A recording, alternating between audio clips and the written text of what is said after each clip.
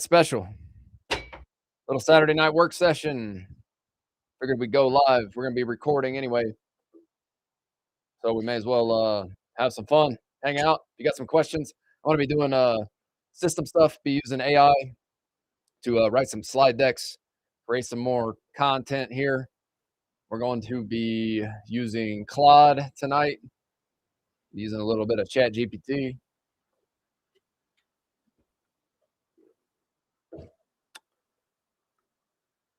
Some ClearPath, pulling some pricing, updating some spreadsheets.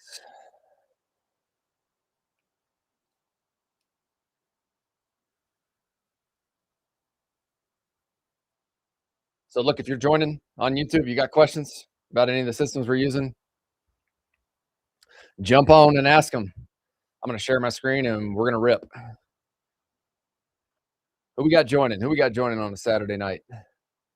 Pop over in the chat, say hello, who you are, where you're from, what business you operate. It's a Saturday night special here.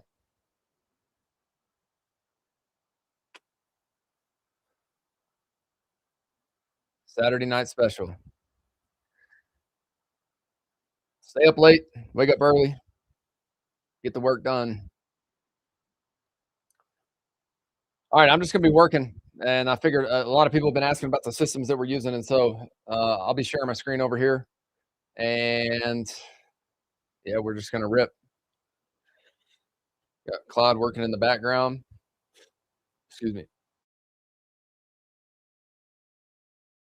All right, I got chat open. If you're joining, if you're watching, say hello. And if you got specific questions, we'll dive in.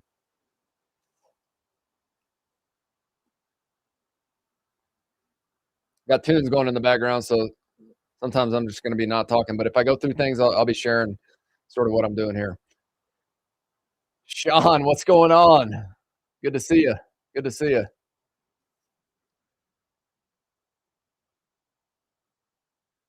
All right.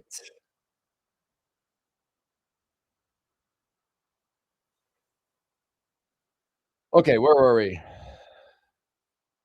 Let's go check out Claude. Sean, can you see Claude here?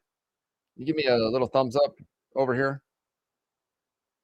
Or a post in the chat? Or is it only sharing my tab?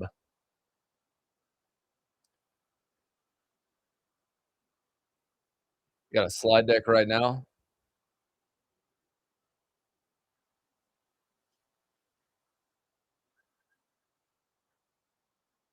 Man, I can only see the chat here. See if I can pull this off.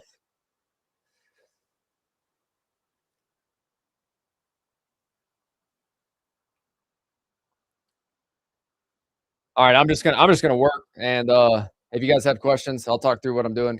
If you guys can see Claude, somebody let me know. But yeah, I'm basically just using Claude right now. I use it for creating all my slide decks. I've trained Claude on basically the whole design behind. Well, I've trained Claude on context behind both of the businesses here, and so I have skills set up inside of Claude. Claude is pretty awesome. I just got back from dinner with some friends, two guys who are home builders, and they've recently made the switch from ChatGPT over to Claude, and they were telling me about some cool things that they've done with it as well. But yeah, I've been on Claude for. I jumped on the whole OpenClaw thing pretty early. Went and bought the own Mac, its own Mac Studio for it, and quickly learned that with OpenClaw, it was before they came out with OpenRouter and all that stuff.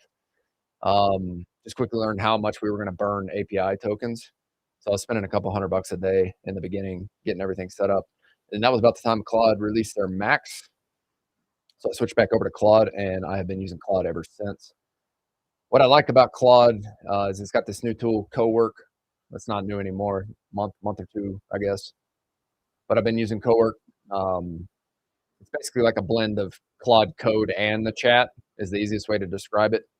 But it can do a lot of the things just from sort of a chat window that Code could do. It's not as robust as Code the way I understand it, but it can do pretty much anything.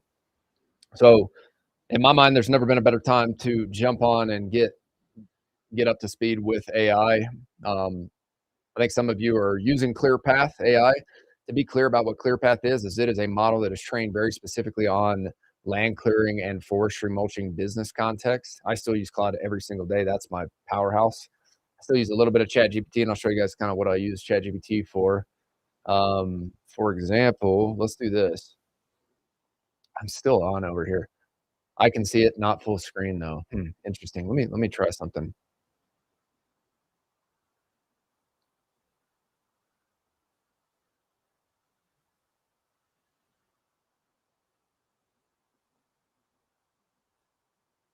So you can see Claude, Sean? Can you give me a yes or no? Like whenever I share?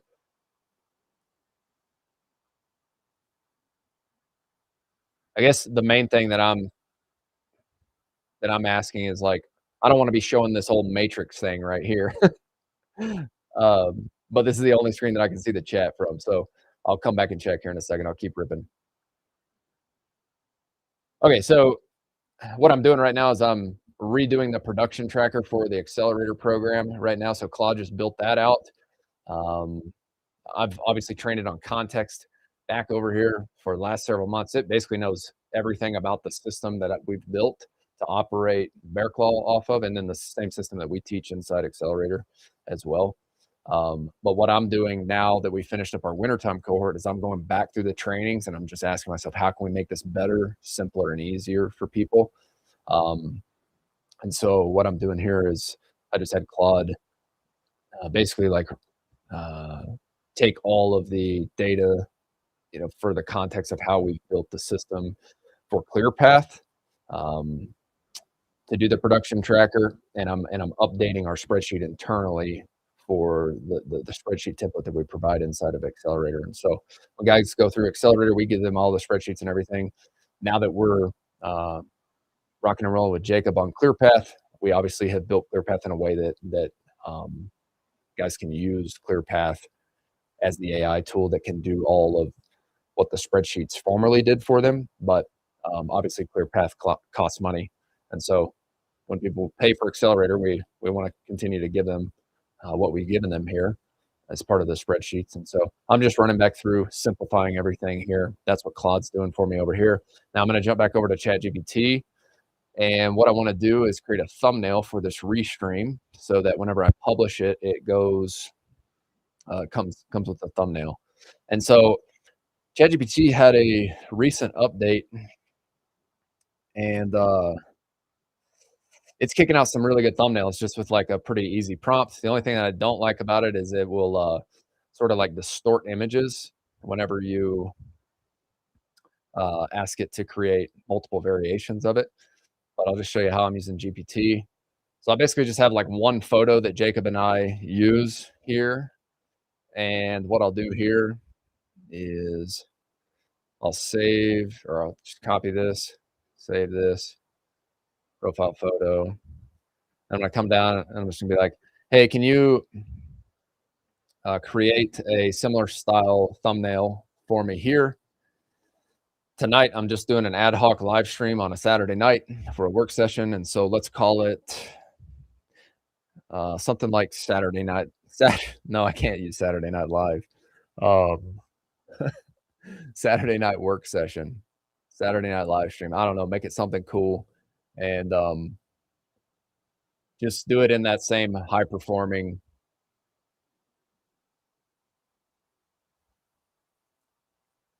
thumbnail that you've been creating. I like having the Bobcat T870 and the red Fecon mulcher because that's the machine that we operate here at BearClaw. So that resonates with the brand. Let's keep doing more of that.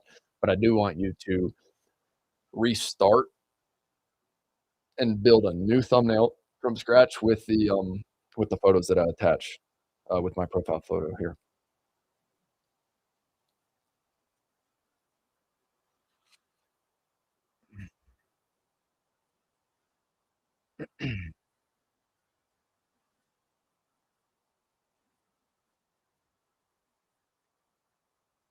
So we'll see what ChatGPT comes back with.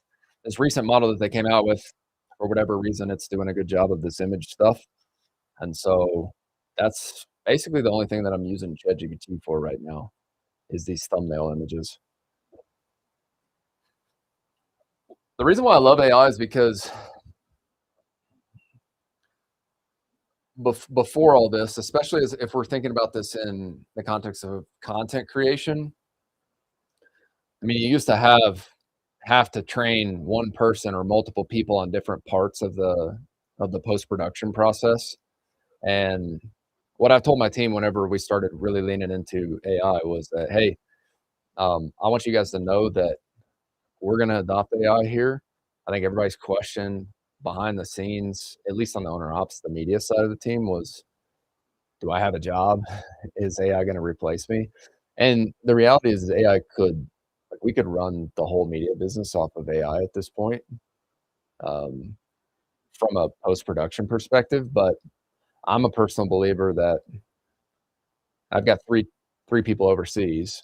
I'm a personal believer that four total people learning and using AI and pushing it to the max is going to be way better than just one person doing AI. Because, like, as founders, we're so limited with our time and with our resources. And so I just had a meeting with everybody. I was like, hey, I'm going to pay for a cloud subscription for everybody. And your goal over the next 2 weeks, I don't need you to hit any of your KPIs. I just need you to sign up with Claude. I showed them how to create the context file and start training it on the business. I shared some stuff that I had already created from our end about the business, like brand guidelines, things like that. Um, Bear Claw Live. Hey, this isn't Bear Claw Live. This is Owner Ops. So you can just remove the whole Bear Claw branding, please.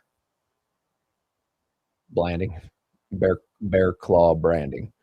Yeah, just remove Bear Claw branding, and then the thumbnail will be good to go. Thanks. I just asked our team. I was like, hey, jump in, start learning AI the next 2 weeks. Just think about whatever you're doing on a computer. You can do it with a mouse. If you can do it with a keyboard, it can be done with Claude. Like, we're there with the technology at this point. And so the guy who does all of our short form video editing, he's built this tool called he's called it Rex, and he's gave it a name, but it's a short form editor.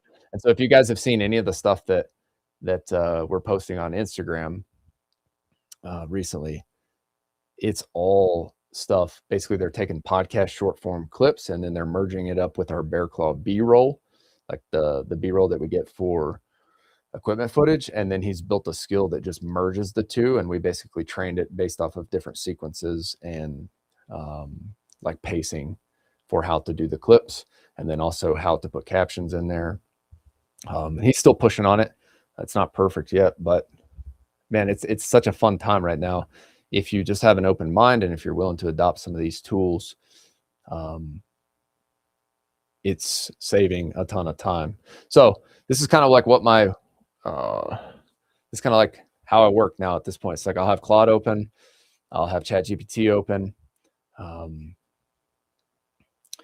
and so like Claude's been working on a thumbnail, excuse me, on a slide deck for production rate pricing. One thing that I've been really pushing on, if you guys have been joining the Friday live streams, you've probably seen like the last, I don't know, 4 to 8 weeks or so, both Jacob and I have been presenting slide decks, and that's just because we wanted to add some more kind of some more structure here. It's fun to get on and just riff and talk podcast style, not really have an agenda, but like both of us wanted to push ourselves from a perspective of how can we communicate more clearly and concisely, um, in a way that's going to help people who are listening. And I think if you study the best marketers out there, they're using slide decks, they're using bullet points, they're staying on track. And so it's just like anything else. It's a skill. And if it's a skill, then we can put reps in and put in the practice to get better at it. And so I've always been a fan of like just starting doing the thing and then building it and perfecting it as you go. Some people have a different philosophy. They like to like build everything perfect before they launch, but my personality is more launch the thing. Don't worry about perfection in the beginning. Get it out there. See if it's resonating, and if it's starting to resonate, then just start building upon it. And so what we're doing now, big push that I've had for Claude on the back end is just like, hey, let's build some skills so that we can incorporate some simple design here and visuals. Because it's one thing to, whenever I'm watching other people online and whenever I'm watching educational content, it's like if there's just bullet points there, if it's a lot of text, it only goes so far. But if there's visuals, I can attach to it. And so that's what I'm pushing on Claude right now. So we still got a little work to do. Like I would like for these to be larger, these numbers. 3x3 rating scale. If you guys have been enjoying the live stream, this is all on production rate. So we do 3x3 vegetation slope access. Every single job that we do in land clearing or forestry mulching, we should be doing vegetation slope access. Same machine, half the production. So this is a nice visual right here.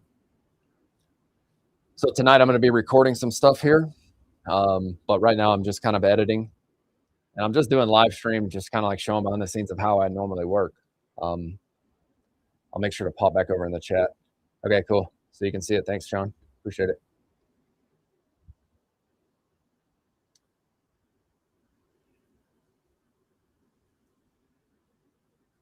Let's see. Saturday Night Live work session. That one doesn't look, it's funny. It kind of changes the way you look, but whatever. It is what it is. Once again, everything can't be perfect. Saturday Night Live.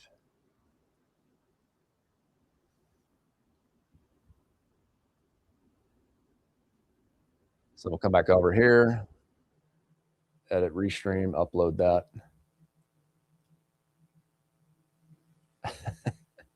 It's funny how it makes you, changes you up sometimes, but whatever.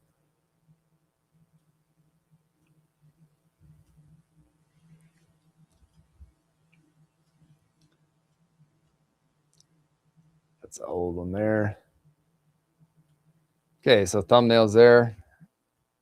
Kurt Sarkala, let's go. 20K job today. That's awesome, man.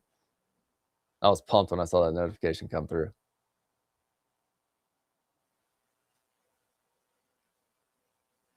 Got Roy just submitted a scorecard. We got some scorecards still coming in here.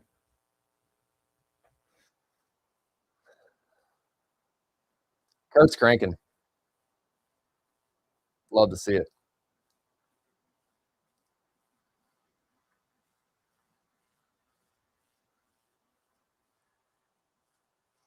Okay, let's get back to this.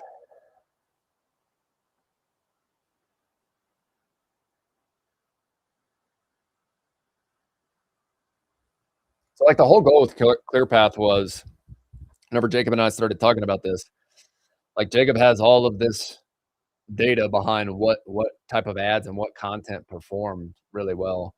And as I was teaching Accelerator, which is basically the system that we've implemented into BearClaw, and then sort of like chunked up a couple levels to basically be able to apply it to any land clearing or forestry mulching business in the US. We started talking about, okay, like what are we using? What spreadsheets are we using inside of Accelerator? And then how could we leverage AI or a tool that could just do those things for us so it makes our life easier as an operator? And so tracking production rate at the end of each job is something that I truly believe is going to be a big unlock for guys who adopt this. So let's see if this makes sense. So ClearPath does it for you. Start, log your daily acres, optional notes, and then complete. Yeah. So the whole logic behind our pricing model is we set a crew day rate. For those of you who've been listening, you know that we do this. We set a crew day rate to come up with our actual cost. In the beginning, you are genuinely estimating the amount of days based off of what you know about your business and what you think your production rate is. So that's like step one of your pricing model. And step two is to start to log production rate. And if we can understand your production rate for the specific types of equipment for that specific type of property and terrain and density, then we can start to develop true actual production rates for the different variables on the different project types in our own specific region. And that framework can be applied to anybody throughout the US. And so the whole goal of ClearPath is to get that information into a tool and then have AI consistently update the production rate for each different type of terrain that we deal with. Okay, so that is not updated.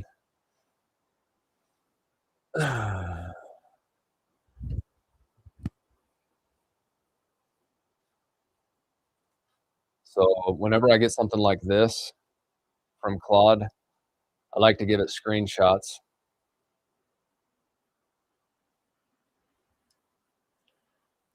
Hey, Claude, this slide is all jumbled up. I need you to deploy an agent to QA this and rate it on a scale of 1 to 10 from a design perspective. It's obviously not anywhere close to a 10, and I need you to improve this until it becomes a 10 out of 10, with a 10 being the absolute best design in the world for a slide deck. Right now, you have text that is not it's overlapping outside of the bubbles. You've got text that's jumbled up on each other. This is a terrible job here. You are the best in the world at creating the greatest slide decks in the world, and I need you to keep improving this until this is a 10 out of 10, with a 10 being the best in the world. Please, whenever you are done improving this, deploy another QA agent to rate this again on a scale of 1 to 10. I don't want to see this version until it's a 10 out of 10, with a 10 being the best in the world. So the thing I like about Claude Max is whenever I was on OpenClaw, and I think I haven't talked to any of the I had a couple of friends from who I've met from like the X Business Network or the Twitter Business Network, who I've become pretty close friends with, and I know a couple of them went really hard on building it out, and I haven't specifically asked them recently. I know Jacob uses OpenClaw and OpenRouter and all that, and he has the rules set up for um, how to limit all the different models for building and whatnot. I think that was the big flaw with OpenClaw early on, is it was just using uh, tons of tokens on each of the APIs. Whereas Claude, whenever Claude released Max, you could pay 100, or I don't remember if it's 100 or $200. I get them confused. Somewhere in between there. You could pay the subscription and you could be on the max plan and you got like 20x usage or something like that. And so there was 1 week whenever I was building a ton of like UI stuff on software before Claude came out with live artifacts, where I hit the weekly limit. But other than that, I'll hit the daily limit here and there. But and earlier, it was either yesterday or today, I was at like 90% of the weekly limit. But I haven't gone over the weekly limit yet on the max plan, other than one of the weeks. So said differently, Claude, you can pay for a subscription and you get a lot of tokens to use with that max subscription. And unless you're doing like heavy coding work, like building software, then it would be really hard to max that out if you're just using it for things like building spreadsheets and that kind of stuff. So Claude's working over here. It's obviously got some work to do.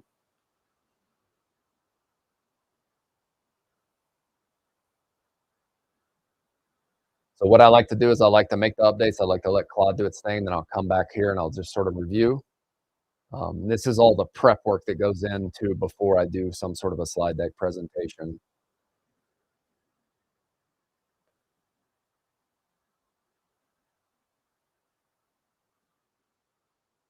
So once again, the idea behind what this is conveying, what I'm working to convey here is, hey, we've built ClearPath to allow you to log into the tool. Like the way I envision this as an operator is, all right, my crews are out there working.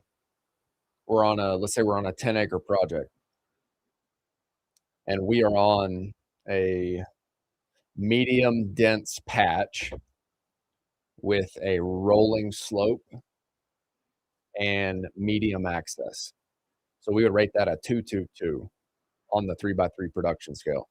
So I would like to be able to say, open ClearPath up, use WhisperFlow, which is the AI voice transcription tool that we've talked about before. It's WISPR if you're curious. We'll click into that, and then I would like to just be able to be like, "Hey, we're on John Smith's job. It's a 10-acre job. We just completed 1 acre today. It was a 2-2-2. I need you to log my production rate." And then what we're doing right now with our AI team on the back end building ClearPath, like we've trained it on the knowledge base from my end and then from Jacob's end as well. And then we've got the AI team building even more structure and better logic behind the actual agent to take that input in the chat. And if you're logged into your profile, ultimately what we want it to do is we want it to go find John Smith's job that you've created in there and then log the production rate.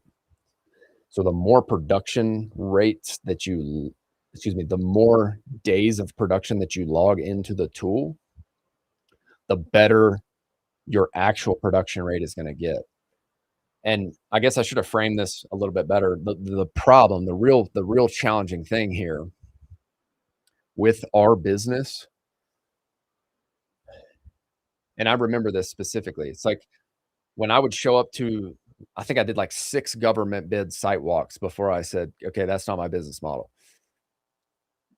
But when I did, on the request for proposal, they want you to submit a per acre price. And I remember just thinking about how challenging that was to put a per acre price whenever you're walking a 250 acre project that deals with a, a 1 on the density scale over here and a 3 on the density scale over here. And then this patch over here is rocky. This patch over here is steep. And I just remember thinking, how do these guys know? A lot of these guys are shooting from the hip.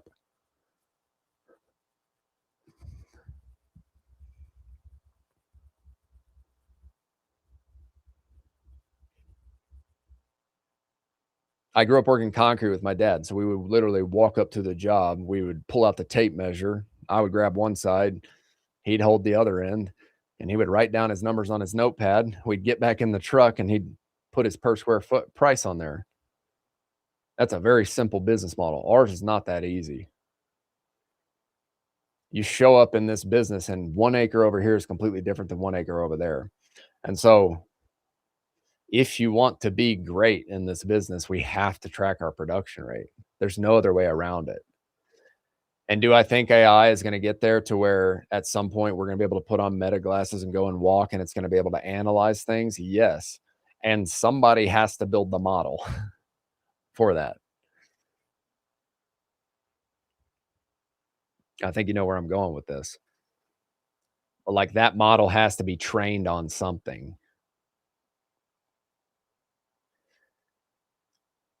And this is the simplest way I can communicate this model. It's 3 by 3. It's easy. We give it a 1 to 3 rating scale on vegetation, density, and slope. And if we do that every single day after we get done, then, for example, when we're working in the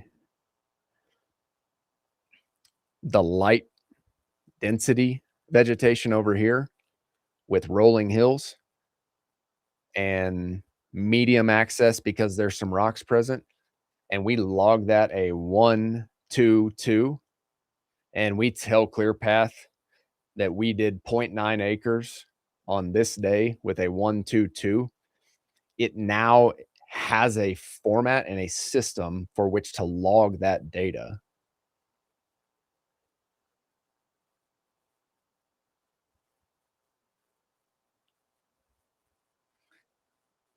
And the moral of the story is like this is what I've wanted from the operator perspective, because it's such a pain in the butt to go log in a spreadsheet, to be straightforward. And if it's a pain in the butt, it's hard to get people to do it.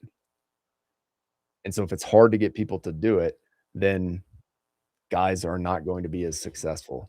So my goal whenever guys are coming through Accelerator is to make them as successful as possible. And so if we can make it as easy as possible for them to be successful, then that's the whole goal of this whole thing.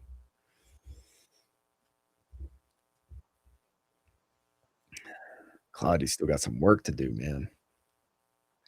See big numbers over here, small numbers here. I'm gonna tell him. And then he's got something over here that's weird. I just added in this visual skill last night, so I'm still training it. But guys, here's the thing, like with AI, you just can't get frustrated. You have to understand that the outputs are only going to be as good as the inputs in which you train it on. And so if you can be patient with it, and if you can understand that the work you put in with it is going to create better outputs over time, then that's how you get the most and the best results out of AI. It's just like an employee. You can't expect that employee to be great right out the gate with zero context or zero training. Now, they may be an A-team player, and they be great at what they do, but you still have to give them the context for the culture, how the business operates, the framework, and how we operate. And it's no different with AI.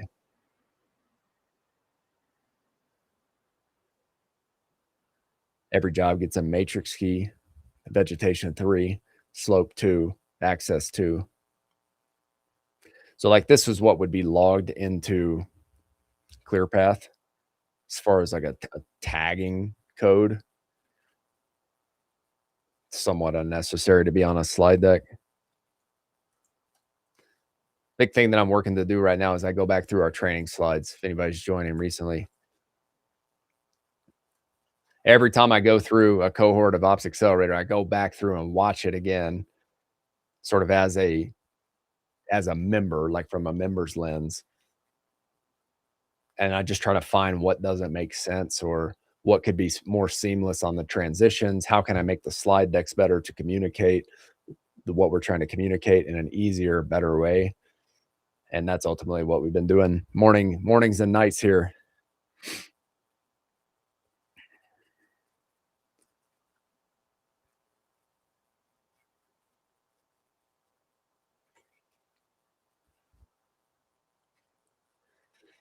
Time is it 10:42?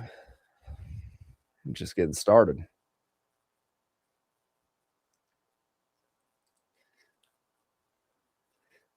Hey, Claude, I see some visual. Well, let me check its update.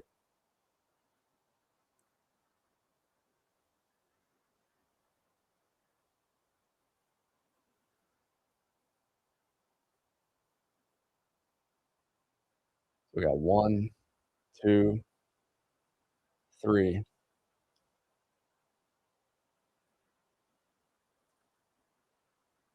On slide 3, I want you to increase the size of the numbers within the bubbles to make it easier for the viewers to read.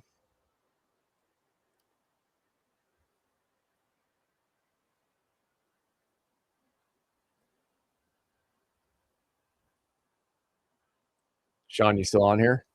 Hey, Caden, what's going on, man? How are you?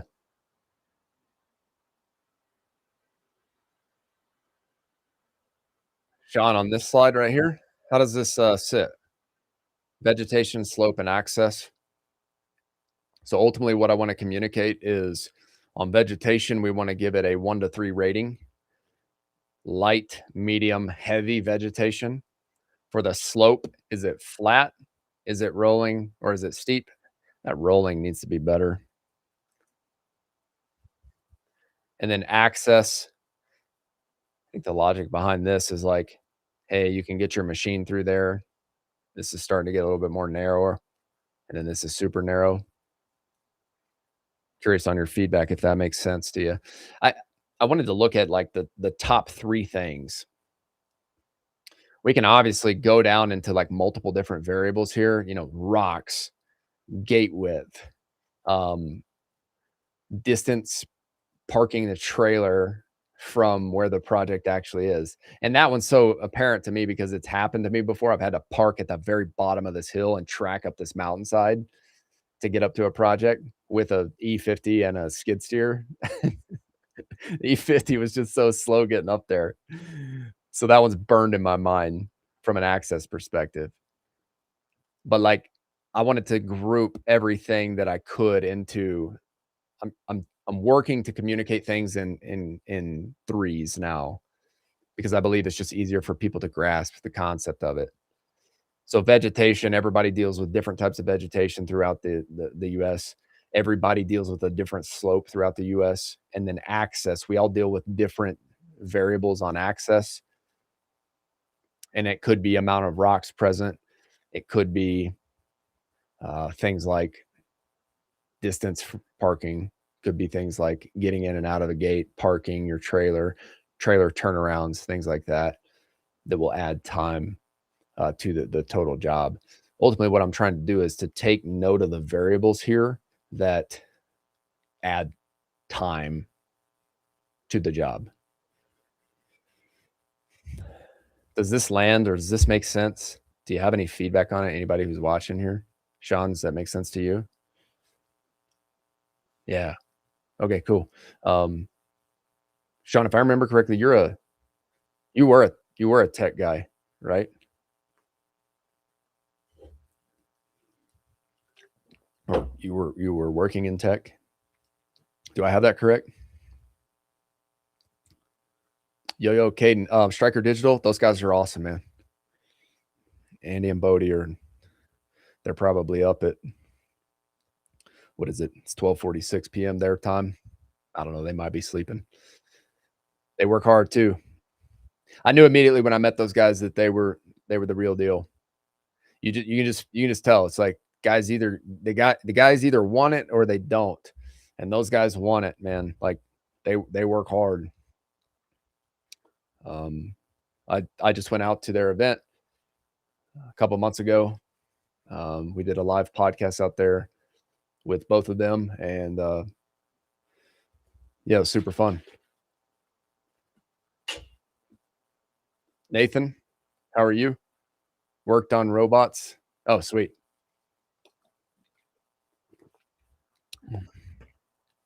While I'm over here on the chat and we're watching, we're looking at the matrix here. You guys have any specific questions on how I'm using AI? Anything? Yeah, absolutely. Simple is better. Sean, it's hilarious. The first time I ever taught Accelerator or like the online training stuff, I nerded out and went so deep on technical details, like with Go High Level with the system, because I was excited about it and it was fun. We'd put like hundreds of hours into building out this custom dashboard that will give us our customer acquisition costs and our lifetime gross profit. And I just nerded out on it, and I realized like what I realized there is like most people are just not going to nerd out on some of the things, and so every time I come back to it, I just work to simplify and simplify and simplify. And so right now, where I'm at with this, Sean, is the big question I'm asking is what is the 20% on this topic that can help guys get 80% of the results?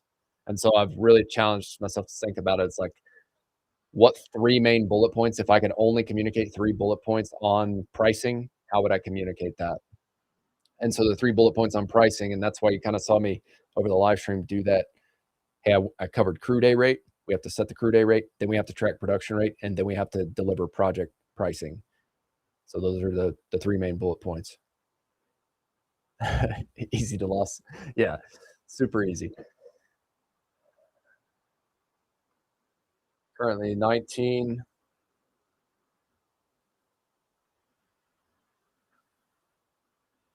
Caden agency, local SEO, helping contractors as well. Ton of inspiration from Andy and Bodie. Um, I don't, man. I don't have an agency. The only thing I would say is outwork your competition, work hard, do your best, never settle for less. I know it sounds cliche. That's how we end the podcast, but Um, I believe it to the core. Uh, the only thing I've ever achieved the only way I've ever achieved anything in life is just by simply showing up, putting in the reps, and outworking. But, as far as agency stuff, um, I I don't have any specific tips on that, but I appreciate you being on. Hey, Chuck, good to see you. Thanks for joining on these live streams. Okay, we're gonna make this slope a little bit, see if we can give it a rolling hill. Sean, any specific questions from you?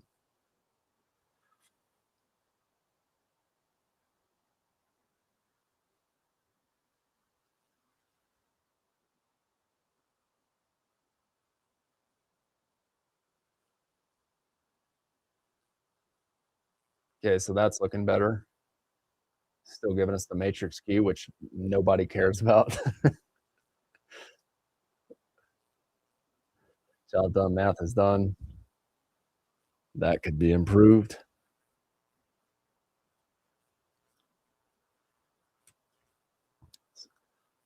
So guys, I'm spending quite a bit of time on this, just going through each slide because what I wanna do is I wanna train it right now on the updates because I'm seeing it's making some mistakes after we installed this visual design skill last night. And what I wanna do is I wanna catch these updates as soon as I can, and then I'm going to ask Claude to update the skill after we make all these updates.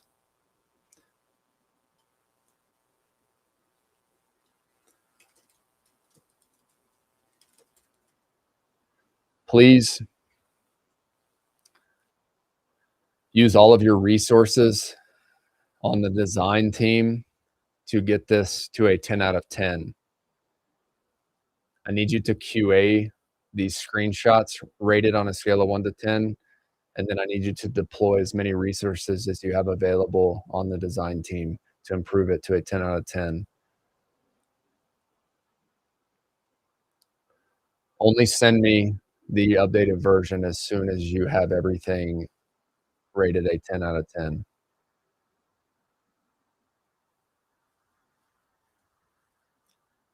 You know what modern design looks like on a 10 out of 10 scale. So please make sure that all the slides are up to par. A 10 means it's the best design in the world. Please don't stop until it's a 10 out of 10.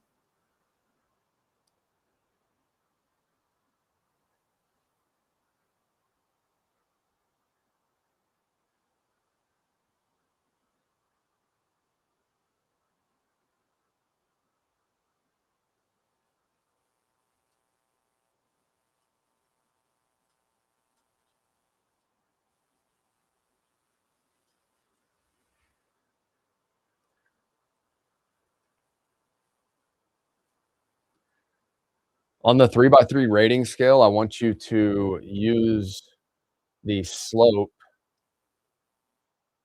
the 2 rating on the slope. I need you to make that a squiggly line to make it look like a rolling hill.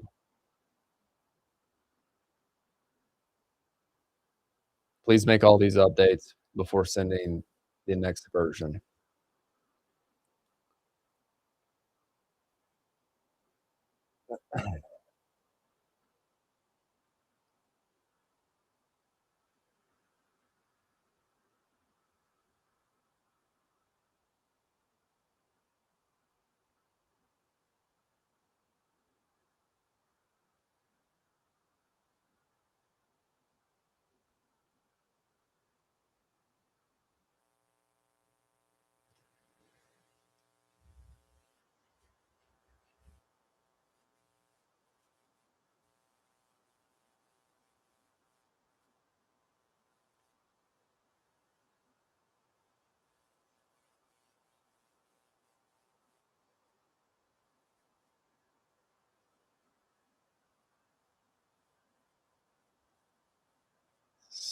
Sweet. What machine did you get, Sean?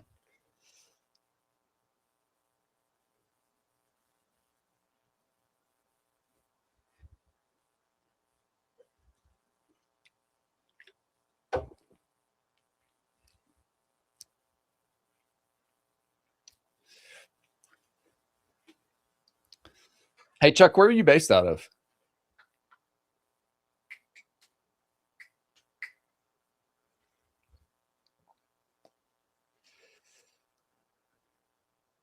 Sweet. Cat 265. Hey, Caden, man, I appreciate you joining. Yeah, we're gonna stay on topic with the forestry mulching and land clearing. The last thing I would tell you is just get people great results and good things will come. In specific terms in SEO, get people to number one. So do whatever you got to do to deliver those great results. Athens, Alabama. Athens, Alabama. Awesome, man.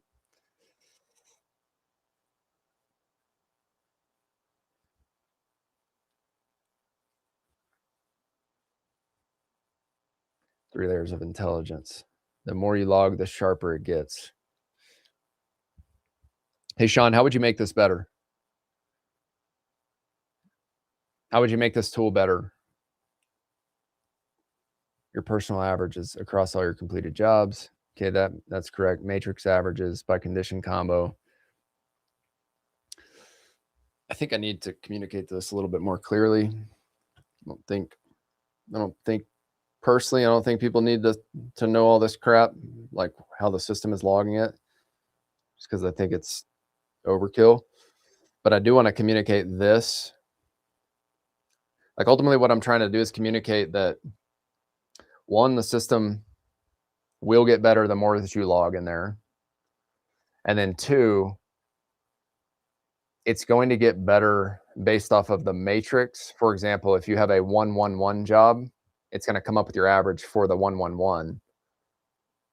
That way in the future, when you show up to a job and you're filling out your estimate and you're saying, hey, I'm on Tom Smith's property, I'm rating it a 111. What should my price be for 3 acres? That's the ultimate vision that I'm trying to get to here. But we've got to log the information. So ultimately what I'm trying to communicate, Sean, here to yourself and other guys is that it's going to build an average for that matrix, the 111.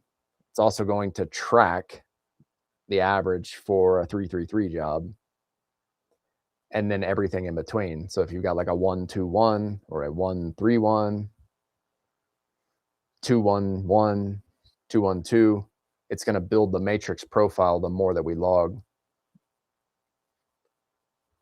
Are you tracking on that, Sean?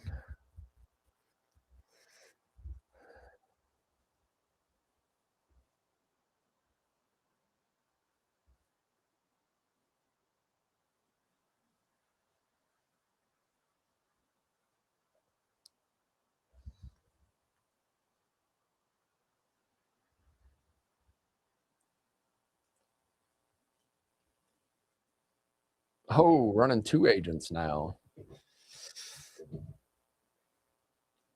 3.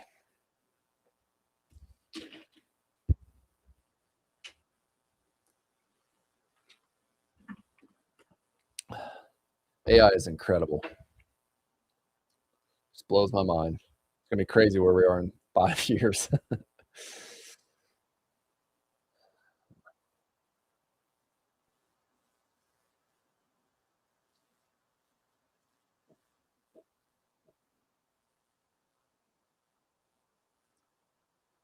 Yeah, for sure. This is all the thought that goes into it, Sean. This is the stuff that like nobody sees on the back end, but like sometimes I'm just like, all right, I'm here.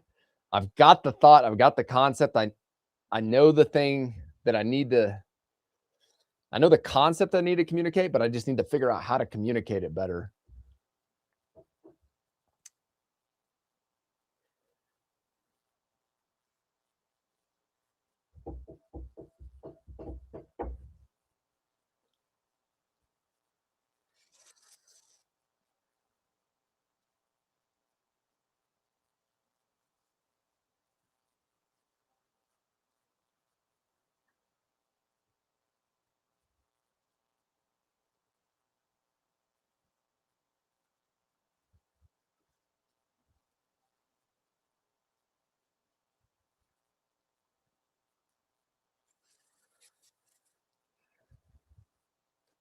Saturday night special.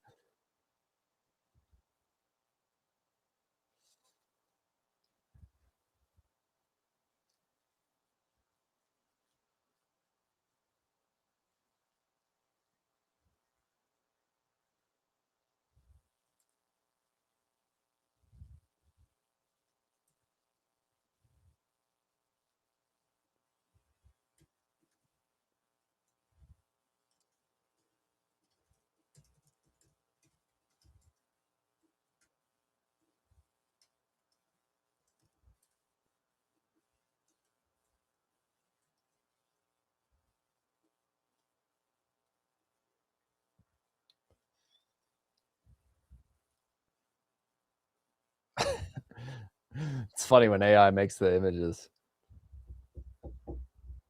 Sometimes my wife is like, "That doesn't look like you at all." I agree with the small text under. I don't think it's needed. Always ask chat or Claude different variations of what your thought is and see what it pulls. Cool. Yeah.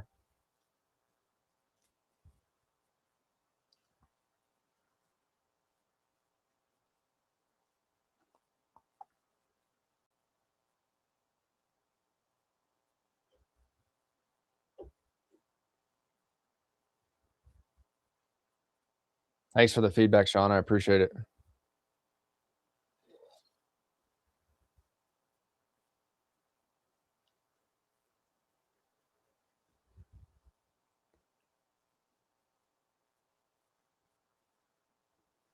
Sean, what part of you're in Wisconsin?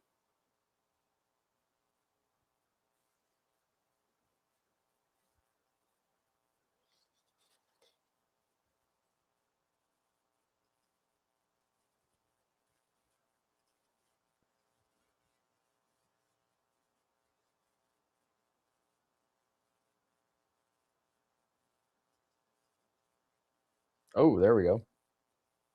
That one got better.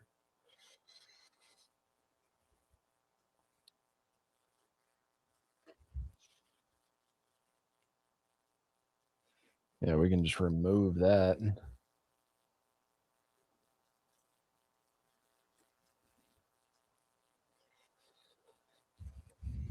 Please remove the text at the bottom of this slide about the matrix key. It's unnecessary.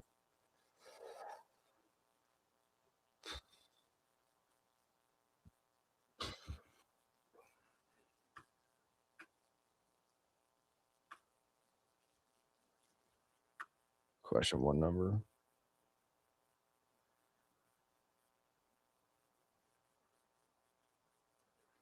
Oh, come on, Claude.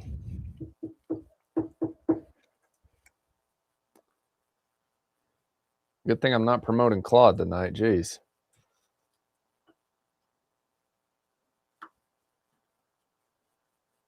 about the worst performance I've seen.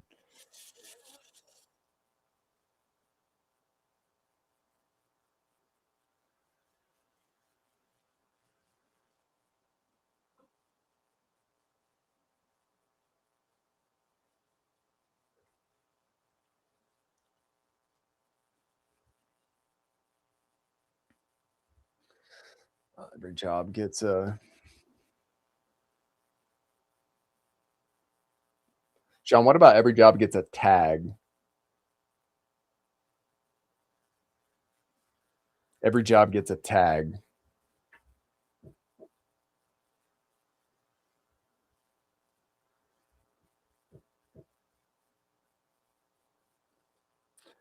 I don't want to overthink this because ultimately what we like the action that we're looking to help guys with is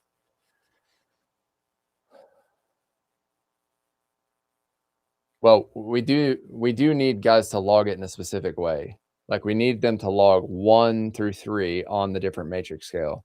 And that's the main thing that I need to communicate to them. Hey, we need you to log a 1, 2, or 3 on vegetation density, and then ClearPath will tag it and log from there.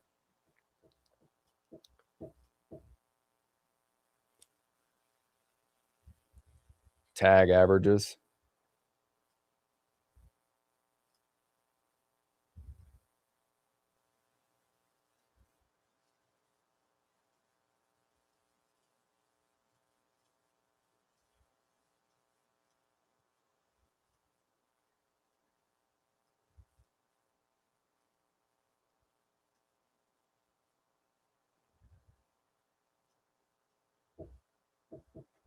Come on, Claude.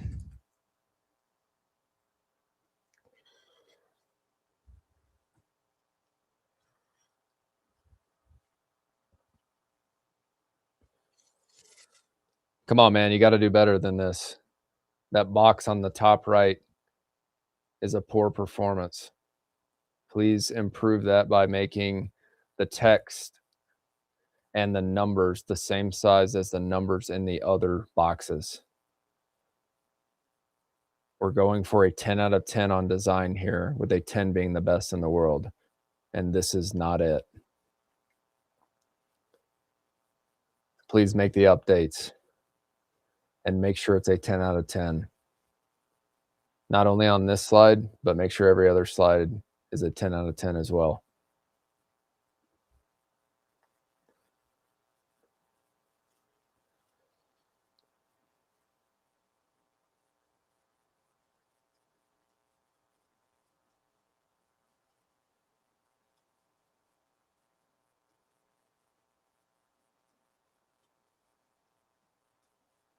Come on.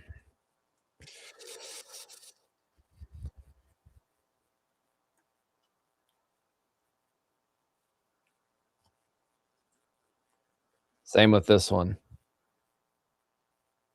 I need you to deploy as many agents as you need to fix whatever glitch you have in the skill. There is no reason why we should be having issues like this with as many variations as we have gone back and forth on. You are way better than this. You are the best AI agent in the world for building high performing slide decks that communicate clearly through visuals. I need you to make sure that every number and text inside of every box or element is properly spaced with the correct left and right, top and bottom padding and margin. We need to follow best practices for the best modern design practices in the world. Please do not come back until this is a 10 out of 10, with a 10 being the best in the world on design.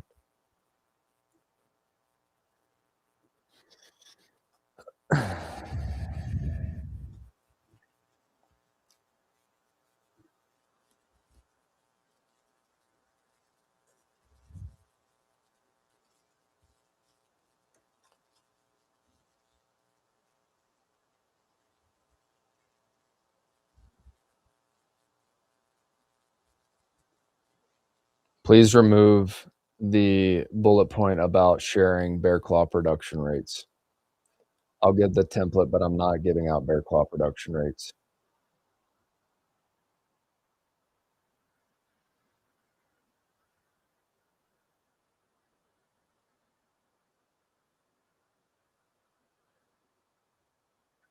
So guys who are watching, like, I genuinely believe that your production rate is gonna be your IP, meaning the work that you put in, this is where the work comes in. And so I'm open with a lot of things on the internet, um, but like production rates is something it takes years to build that. And guys in the industry who have been doing it for a while, like they protect that thing like it's gold. But some of the guys have been doing it with spreadsheets and tracking it sort of manually and kind of letting the formulas do their thing. But I truly believe that, um, yeah, I know where we're going with ClearPath, and I know that it's going to make it easier for basically being able to just voice log it, because it's a barrier for doing it. But the big reason why I encourage guys to do it, because I think this is what frustrates me a little bit about when guys jump on and they're like, "Hey, I've got a 50-acre job. How do I price this?" Like, there's a number of questions to actually get to a correct price.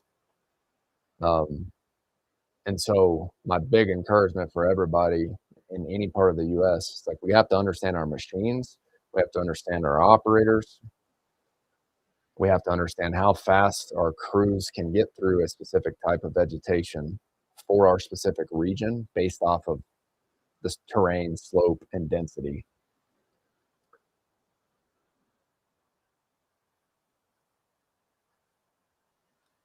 And if you put in the work to do that, that becomes your internal, like your company's IP or the intellectual property. And you're putting in the work to log all that stuff. And so that's what I think becomes really valuable to a small business. Like when you have that actual information, because when you can price based off of logic, it takes so much of the guesswork out of it. And in the beginning, without production rate data, it's pure guesswork, even if you understand your crew day rate.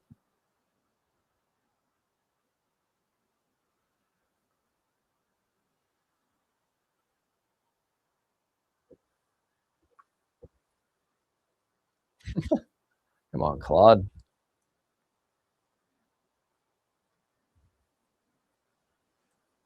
You struggling tonight.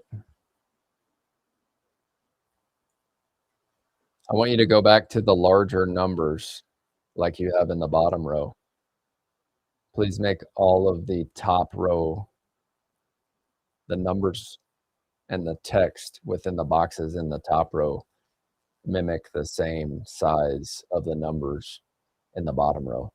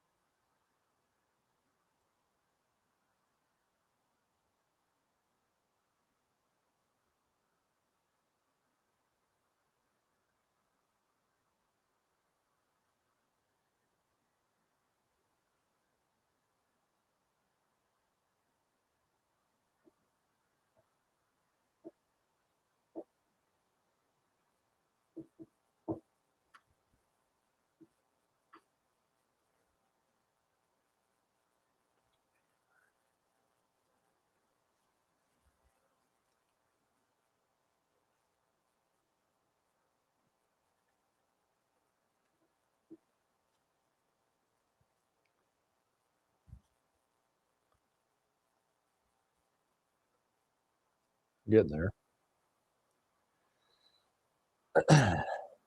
Yeah, it's so awesome. And it's also it's also really easy to let things slip if you don't spend time actually reading through it and making sure that it's kicking out the information. Because like basically how I do this is I come up with the slide decks, I come up with kind of the formats and the bullet points that I want to hit on, and then I feed it into the slide deck creation skill.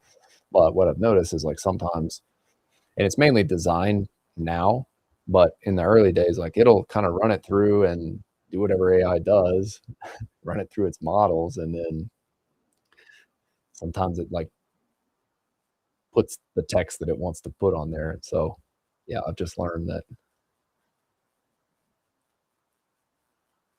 time on the front end really, really helps time on the back end.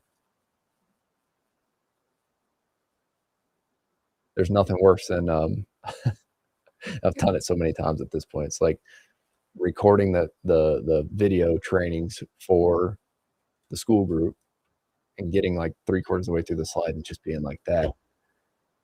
It changed it, and like that's not what I gave it to say. And so that's why I sit here and I go through all these slides and however long we spent on this. Um, but I try to do it either early in the morning or late at night when the kids are asleep, when the phone's not going off, when school group's not going off, because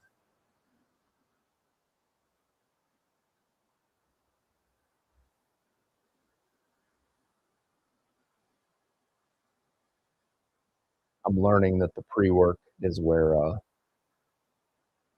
the real work is. So anyways, I don't know if this is valuable for you guys or at all. If it is, I hope you're getting some value out of it. If you have some specific questions, I'll jump back over to the chat at this point. But my thought process was, all right, I'm going to record videos tonight. Um, I think live stream is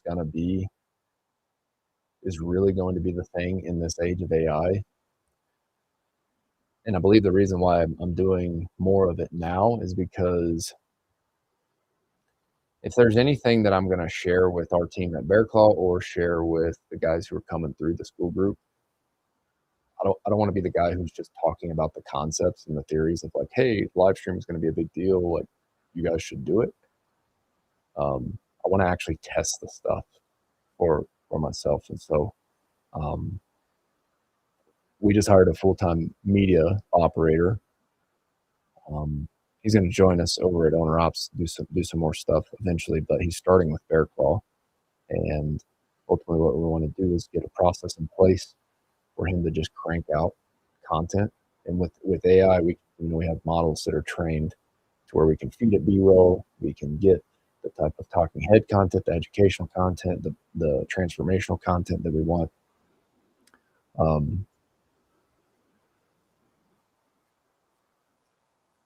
I don't even know where I was going with that. Starting to get to be that time of night. I was just gonna say I do think that there's gonna be a point where the best marketing for blue collar business is gonna be hiring a media operator, aka one guy whose sole responsibility is to run the camera. And I just got this in Starlink Roam. We're gonna set it up on one of the trucks, and then the plan is to just start doing real, raw, live stream content. And I believe that with where the algorithms are right now, I mean, we've done nothing other than just jump on live streams. And Jacob and I were just talking about land clearing and forestry mulching in the beginning. And the bet was that the algorithms are so good that it's going to show it to people who are interested in growing the business. And it's obviously proven like the algorithms work and they do what they say that they're going to do. And so since it works for sort of like the education space online, there's no reason in my mind why it wouldn't work for attracting local customers. And I don't know how soon it will be when that actually takes hold, but I am starting to see some accounts that I know are creating AI generated content. And so there's a difference in my mind. There's AI generated content, and then there's obviously just using the AI tools like we're using right now to create slide decks, to create thumbnails, but still being a real human being behind the camera. And so I think there's going to be a place for that in the blue collar business scene. And so the companies who are going to be the most trusted, I believe, in the age of AI are going to be the ones who are just live streaming. Here's what we're doing on site. I even think like showcasing site visits with customers could build some more trust. Hey, here's how our process works. Here's what it looks like whenever we show up, showing the crew, showing the foreman working, showing how we do pre-job site visits, site walks with the crews. I think that kind of stuff is going to be how we market in the future. And what I'm seeing right now is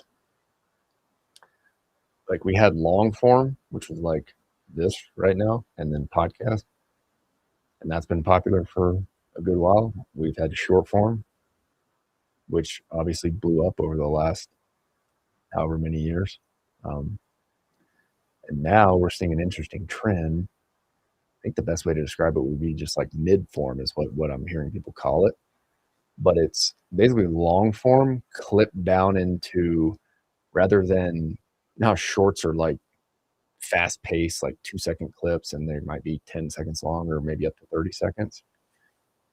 Now we're seeing, at least in the education space, guys clip long form content down into like a 5 to 8 minute clip on one specific topic and then just publishing that.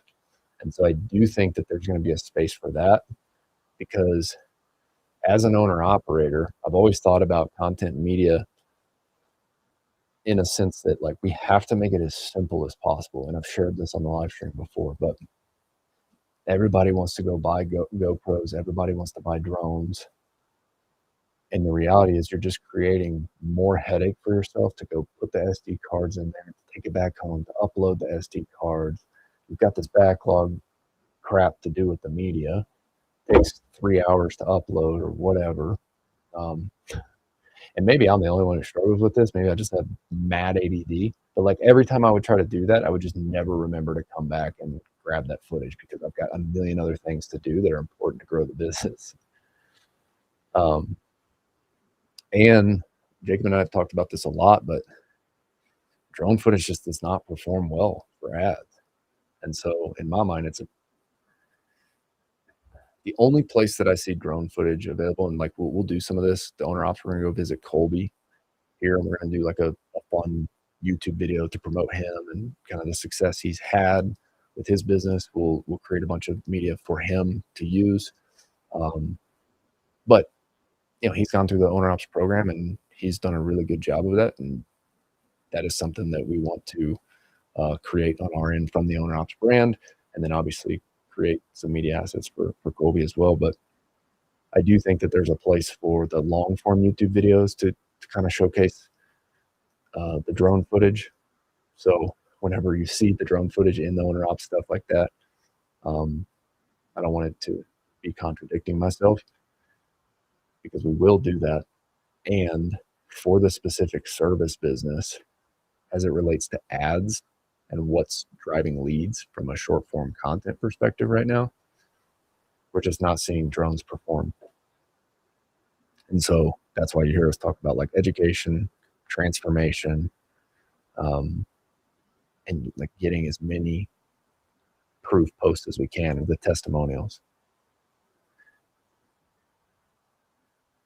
To wrap this rant up, I am seeing an opportunity, and I do see an opportunity for blue collar businesses to do live stream in the field, kind of like one long form thing, make it as simple as possible for whoever's filming that to film with an iPhone, live stream to YouTube or whatever platform, and then have an AI tool that's trained on the back end to clip everything into this mid form content, because there will be clips in there that get much better engagement and that educate customers quicker. So picture this, like we have one media operator, and then we have, you know, our crew, we have the equipment operating, and then we have our project manager who may be on site for the first hour.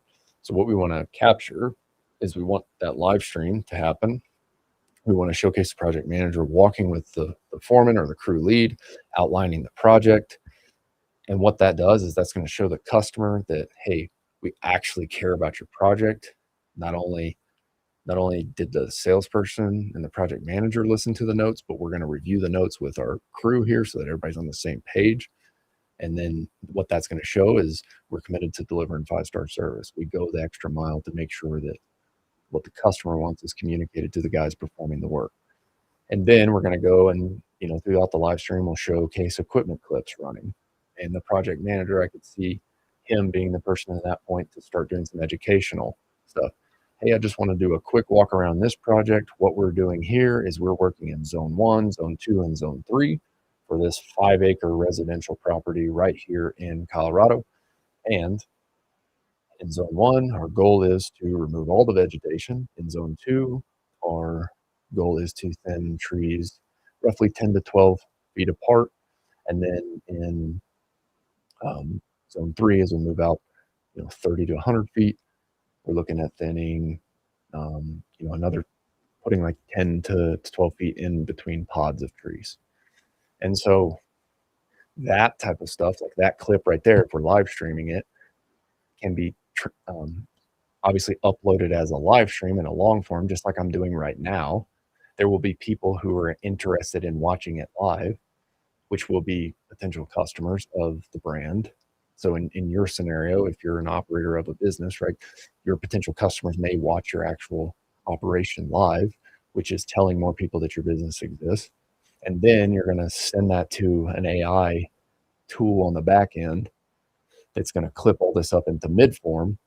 And you may have a clip where it's like, check out this 5-acre property where we cleared, or where we protected this residential home in zone 1, zone 2, zone 3, got it up to Firewise Standard. That was a terrible long title, but my point is that clip where the project manager is walking through zone 1, zone 2, and zone 3 might be a 5-minute clip, and that would be published to YouTube, and then could also be ran as an ad on Facebook, and then the walkthrough with the crew may be titled something like how we make sure our crews deliver 5-star service for our customers here at Bear Claw. And that would be the title of that clip. And that, let's call it, like, let's say it's a 10-minute walk around the property. That would be a 10-minute clip. And so this is what I'm hearing is sort of being referred to as mid form. And I think we're going to see a big push to that on YouTube. And then we'll be able to take that type of content and even run that as ads as well, especially if we have the right media setup. Yeah. So anyways, that's kind of thoughts on where I think this whole thing is going. And I guess to rope it all in, what I'm working to do is, if that's going to be something that I push with our team at Bear Claw, I want to be able to say, hey, we've tried this at the owner ops level.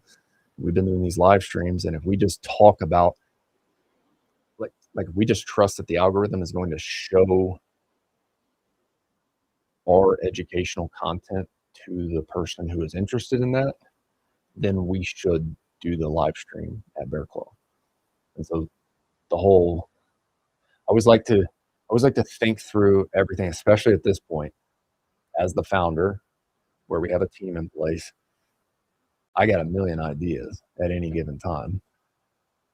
And I work really, really hard not to just overburden the team with ideas, because the system, like it's working, the team's working right now. And yeah, one thing that Alex Hormozi talks about a lot is that anytime you make a change, there's going to be a 20% dip, no matter what. And that's really brought to light how I used to operate as a founder versus how I operate now. And so I'm very careful with what I bring to the team as, hey, this is new. This is what we're going to try. Because the way that he presents it, and it's so true, but every time we make a change, there will be a 20% dip, just because everybody has to go make the change. But if we just stay out of people's way and let them do their job, then over time, they just naturally get better at their job. And so the business grows naturally. And yeah, that's been an interesting concept to think through as a founder. So ultimately, I kind of view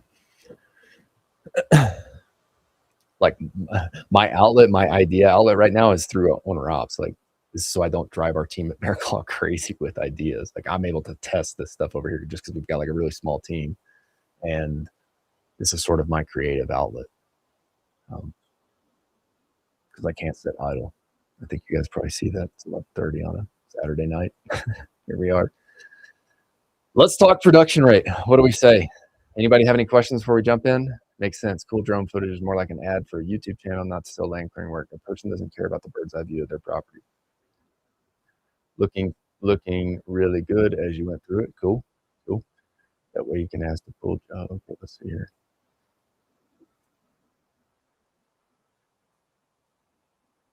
Northern by Lake Superior. Sweet.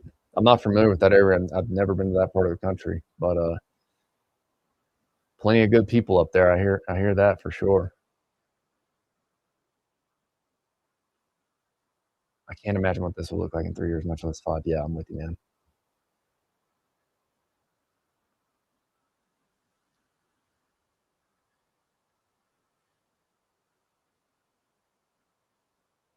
It is nice because you can search those easier.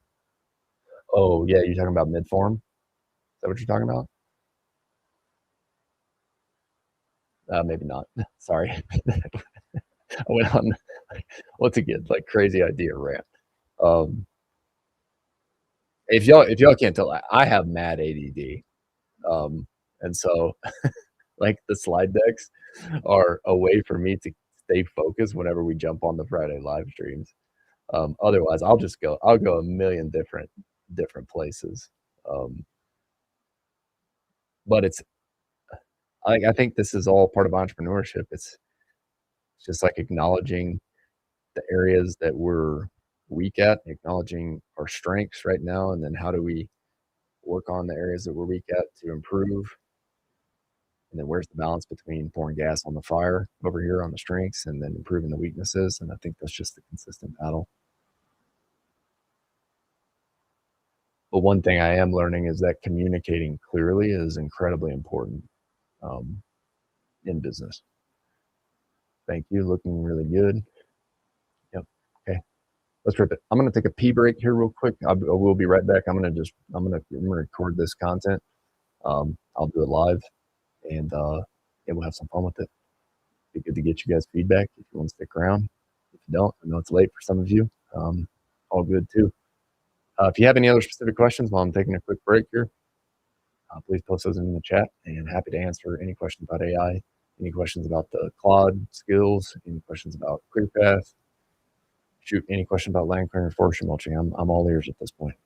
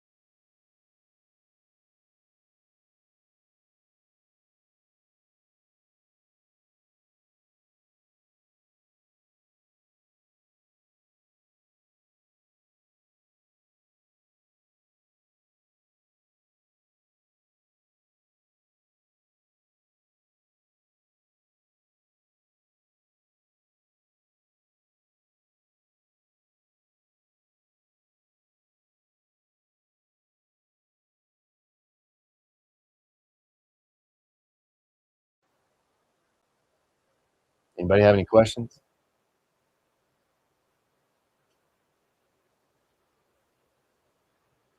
What we got? 11:34 p.m. Time for a little bit more.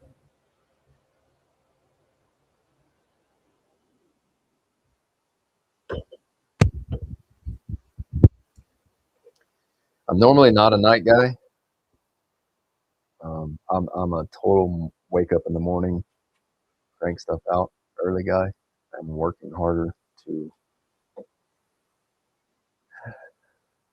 spend more time with the family on Sundays, and wake up family day planned tomorrow here, and I just know that we got to keep things moving here. So I'm sure you guys are probably the same. Some nights you just got to get stuff done, and here we are. But yeah, we'll finish that off.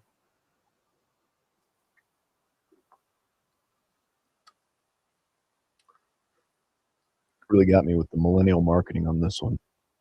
Sparkling energy, prebiotics, natural energy, boosts metabolism, supports mood. Natural energy, mental focus, boosts metabolism, positive mood, supports gut health. Yeah, they got me on that one, huh? The energy drink that supports gut health. That's how to sell to millennials right there.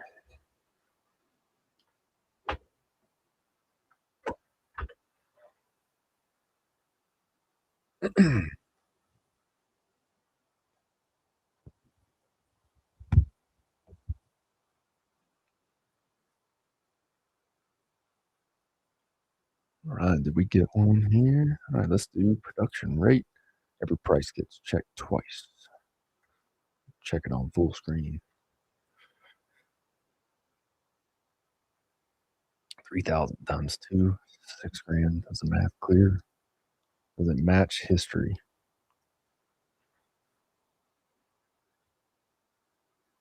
Still a little small on that.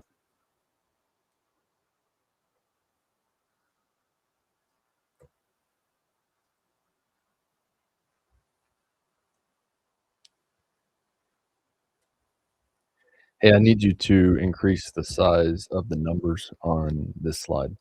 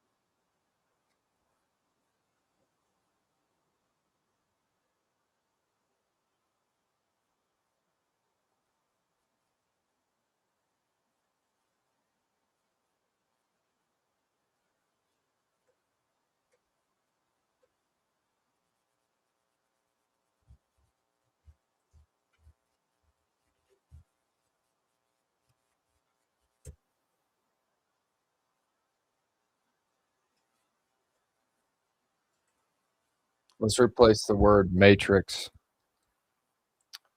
on this slide.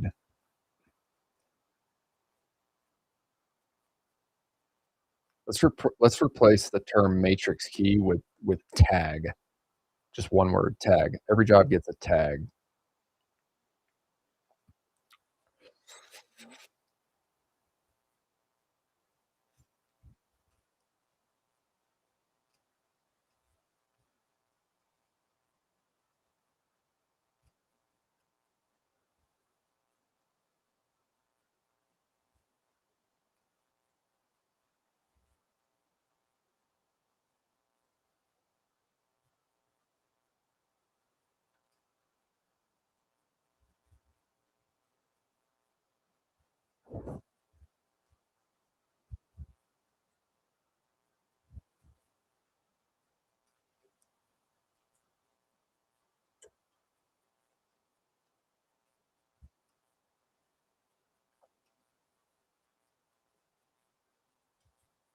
Same with this one. Same with this one. Please update matrix to tag.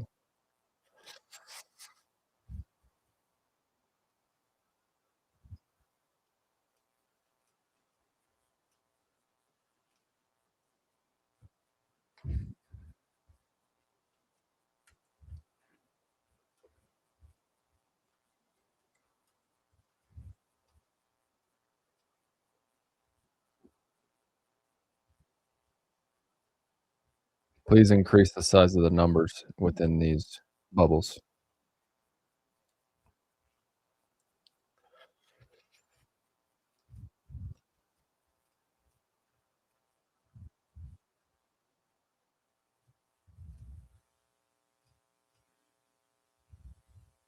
Two.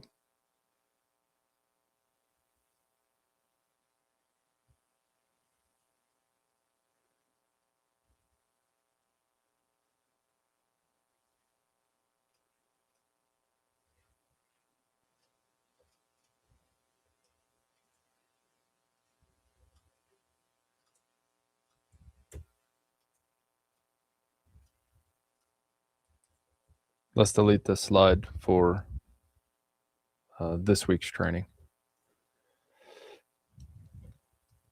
Please keep the format in the remainder weeks, though, for the skill.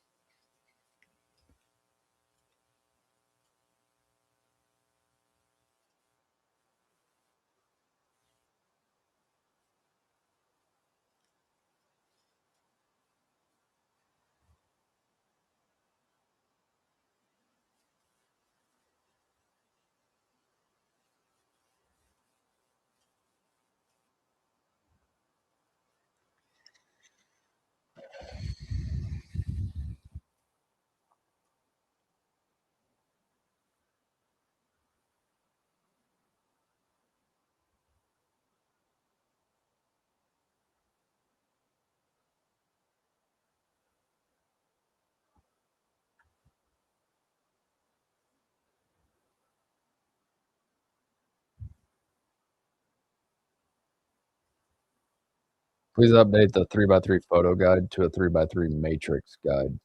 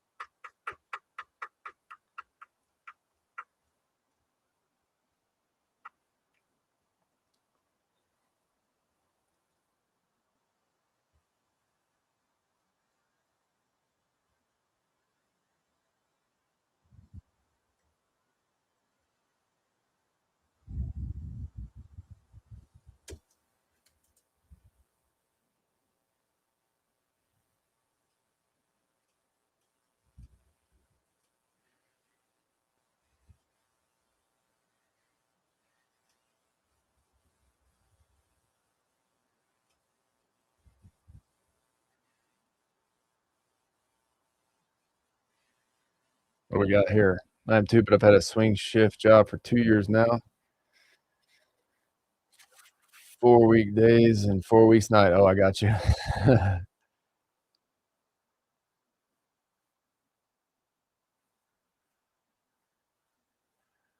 Awesome, man. Have a good night, Sean. Thanks for joining, tuning in. We'll see you next time. All right, guys, we're gonna just record some content in real time. So whenever I record, I always just do like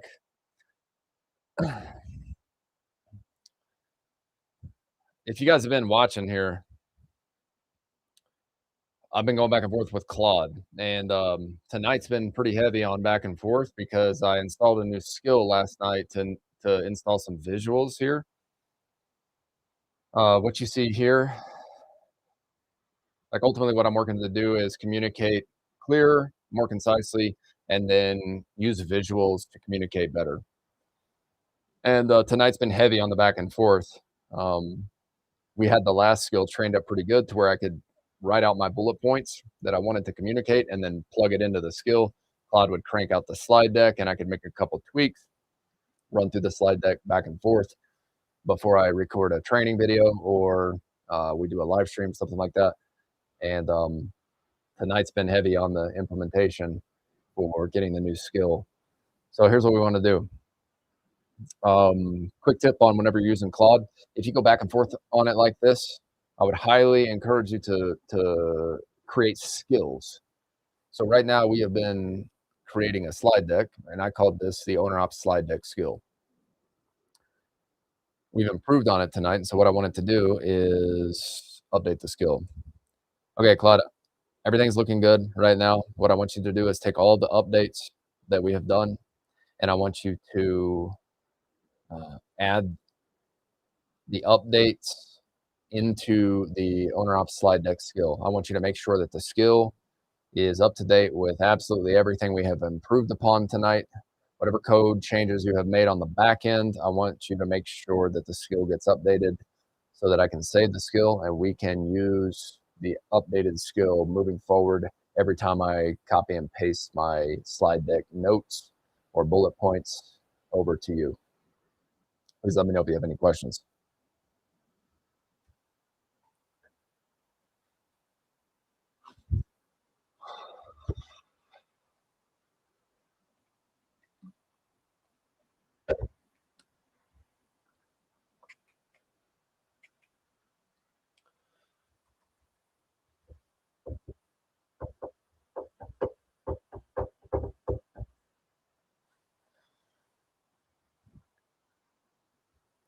Anybody else have any other questions on how to use Claude over here?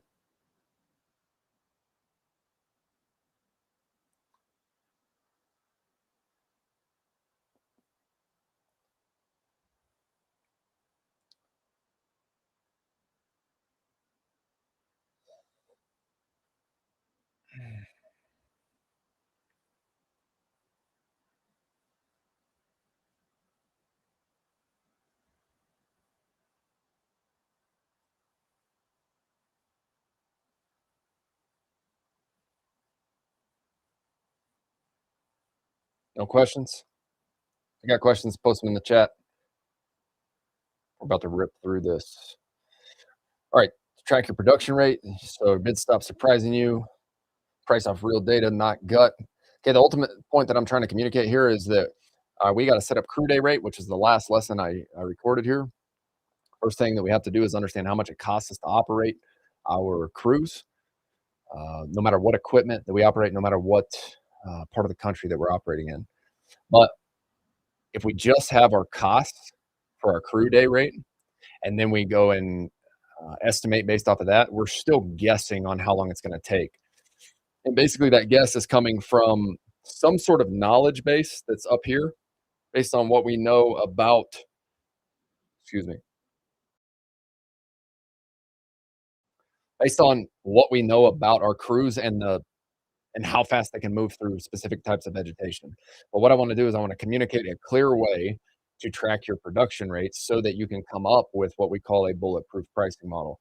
Now, what is a bulletproof pricing model?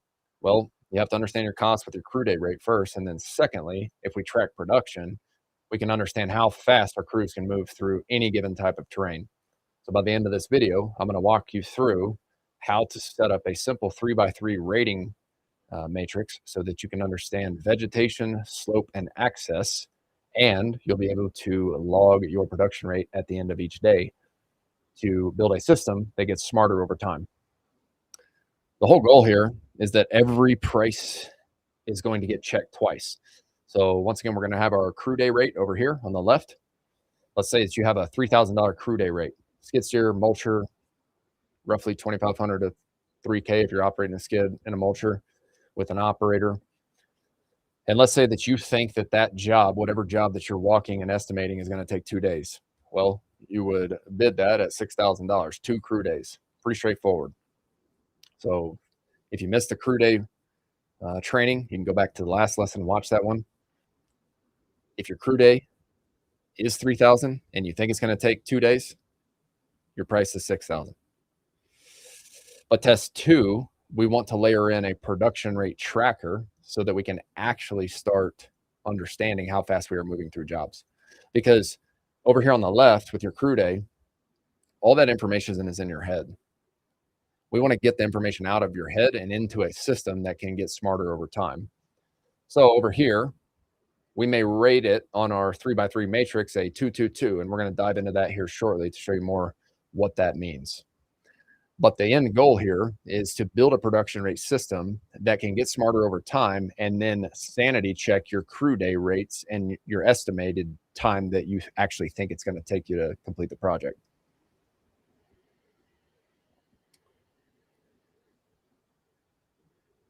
So if you clear 4 acres and it took you 2 crew days, meaning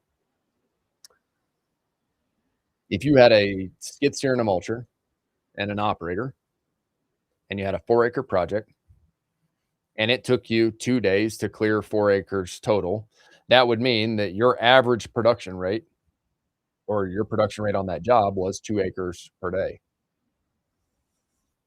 But we're going to go a little bit deeper here, and we're going to give you a 3x3 rating scale for every job that you show up to. Because, as we've talked about before, 1 acre over here is not the same as 1 acre over here. We may have a light density vegetation job over here, and we may have a thick density vegetation job over here with heavy timber. We may have a flat job over here. We may have a steep job over here. This job over here may be incredibly easy to pull the trucks and trailers up to, park the truck, park the trailer, unload the equipment, get straight to work. This job over here, we may have to park down at the bottom of a hillside and access through some rocky mountain road to get up to a property at the top of a mountain. That one's true to me because that happened to me in year 1, and I did not account for the time it was going to take to track the skid steer and the excavator up to that job. Those little things add up. All the time that it takes you to complete a job is essentially money out of your pocket if you don't bid it correctly. So the goal of this 3x3 rating scale is to help you get crystal clear on your production rates. So I want to know, how fast can a crew get through a light density vegetation flat job with great easy access?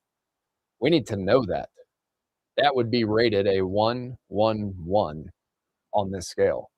I also want to know how fast that specific crew, let's just call it a skid steer and mulcher, can get through a medium density vegetation job on rolling hills with average access.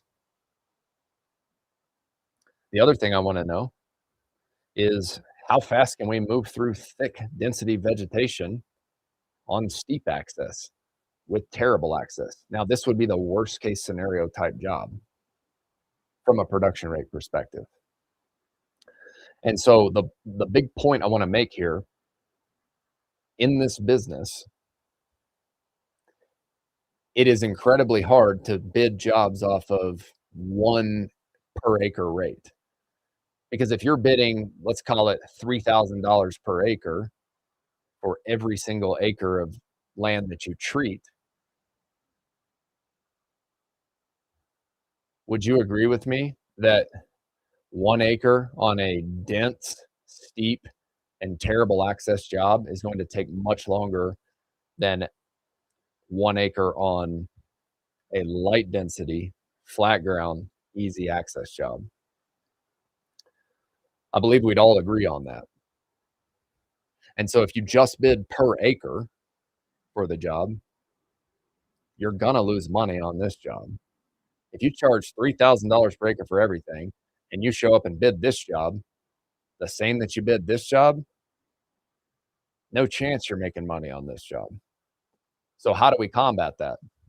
Well, we first have to come up with a matrix like this one to rate each job on, because every single job that you walk up to is going to be different on this 3 by 3 rating scale. You may have a light density vegetation job on rolling hill, but terrible access. AKA, we have a 1, 2, 3 rated job. Or you could have a thick density job on rolling hills with great access, meaning you can pull your equipment right up to the project, you unload right there, and you get straight to work. But that would be considered a 3 to 1. Or you may have a medium density job with rolling hills and average access. What would average access consist of? Something that is not terrible, but also not ideal. Like, hey, we're working on lots of rocks. You guys who've been in the business know that when you got a lot of rocks present, your chances of slipping a track increase drastically, especially if you've got less experienced operators in there.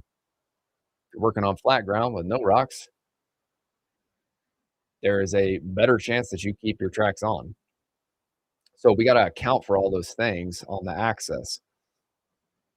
So if you've got a 2-2-2 job, that would mean that you're medium on vegetation, rolling hills, and there are some rocks present on the terrain that you're working on. That should cover the overview of the 3 by 3 rating scale here.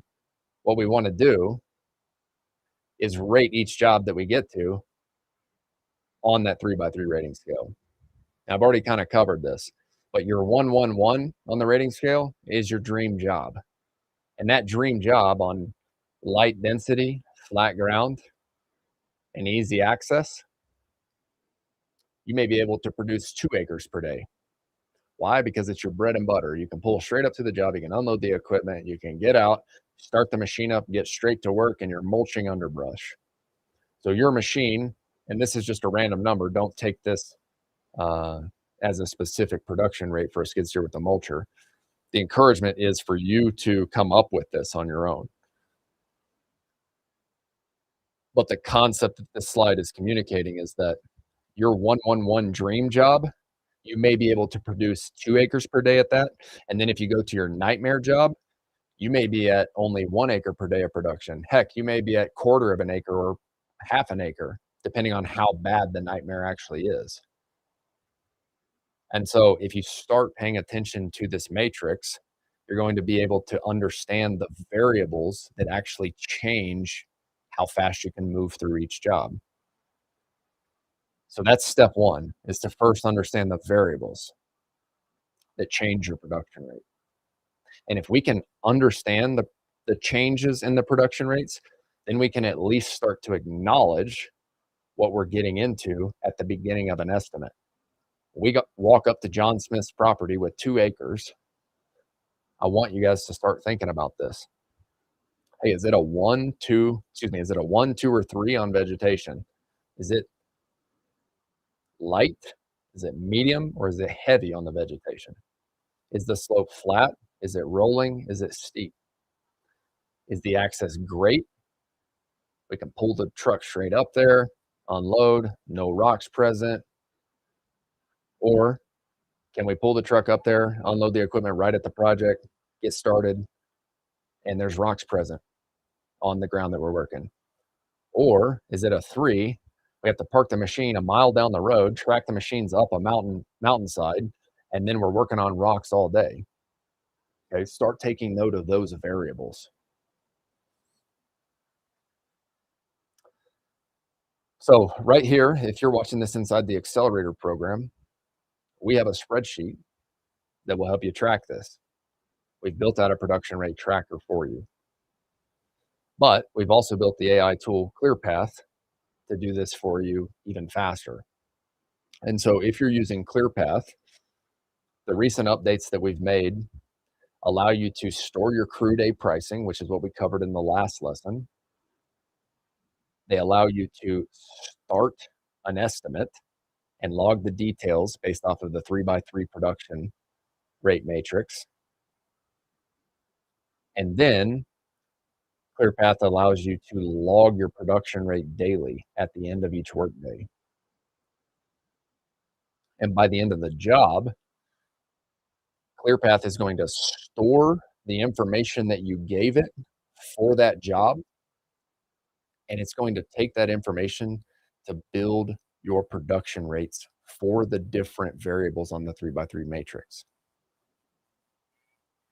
With time, this system is going to improve and it's going to get better, and AI is going to help you on the back end. Now, once again, you can do all this with a spreadsheet.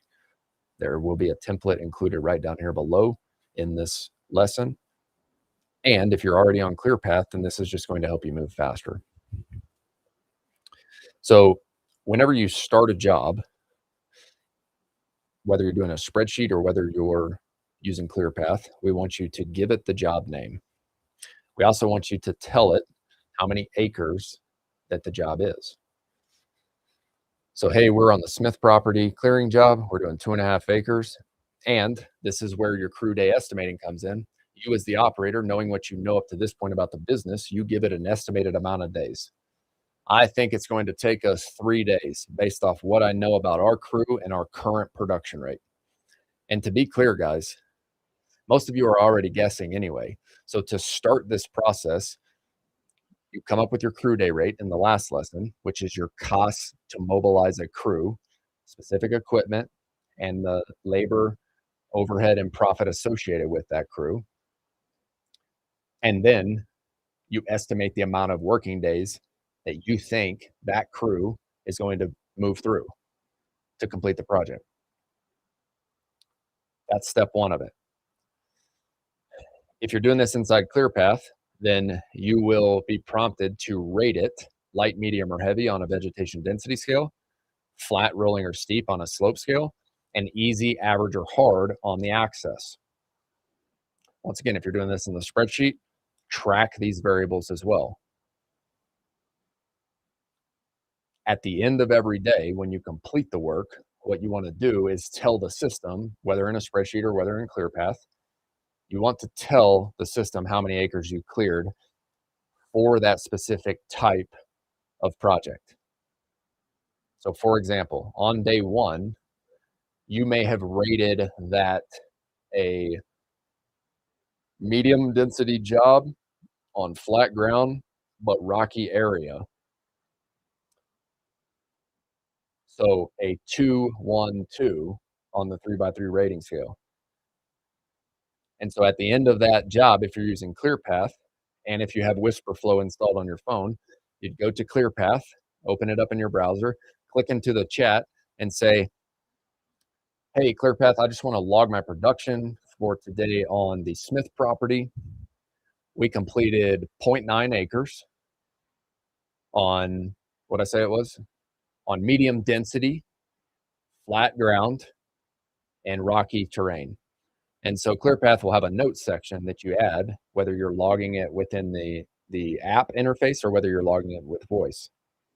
And if you do this consistently throughout the project and tell it how many acres you actually produced, then ClearPath is going to take that information and it's going to start tagging the different types of properties that you're dealing with. So right now we said that you're dealing with a 2-1-2 type property. ClearPath is going to store that information for you with the goal of making your future pricing better. And if you do this over time on all of your jobs, with each job that you log your production rates on, the system is going to get smarter. So think about it 30 days from now if you do this on every job. Think about it 60 days from now. If you did this for 90 days, how good would your estimating be? If you're not tracking production, it's gonna be a lot better at that point. So if your job is done, the math is done, especially if you're using ClearPath. Okay, 2.5 acres total, divided by 3 days actual, the system is going to calculate 0.83 acres per day, and it's going to log it for that specific property type on the 3 by 3 matrix. Now, once again, if the 3 by 3 matrix sounds confusing, just know that in ClearPath, it's logging it all for you. All you have to do is rate it on the vegetation density, on the slope scale, and on the access scale.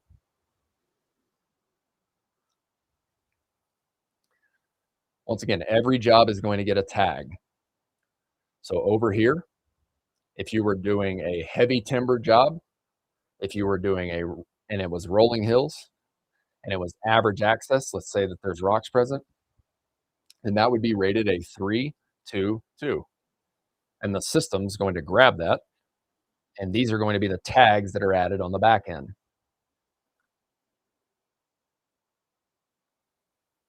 If this was a 1 for light vegetation density and a 2 for rolling hills and a 2 for average access, it would be a 1, 2, 2. And the vegetation would be logged as a 1, 2, 2.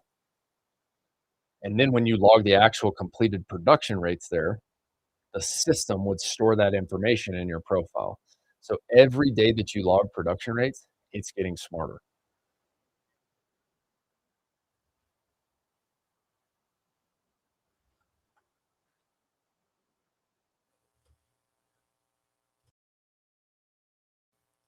Quick break here.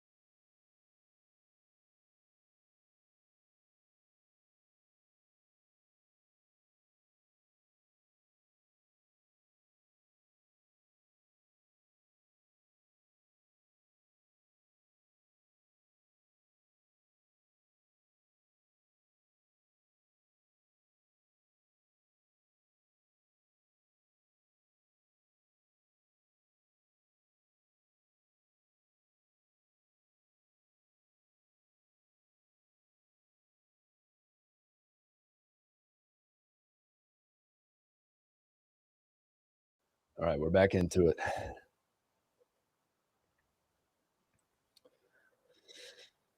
So here's what ClearPath builds: 3 layers of intelligence. We are building your personal averages across all the completed jobs. So every single job that you log in here, it's getting smarter every single time. It's going to also build tag averages. So, for example, a 322 job is going to be logged with the average that you have been logging for that type of job. And a 121 job is going to get its own average. And then it's going to just blend all of those into like one main average that you can use, but will also be logging a 322 on a job that you're completing right now so that you have that for the future. So next time that you come to a job where you're like, hey, this is a 3 on the vegetation scale, a 2 on the slope scale, and a 2 on the axis scale, it's going to know how much you completed on the last job. And then let's say that you go do that 322 job again.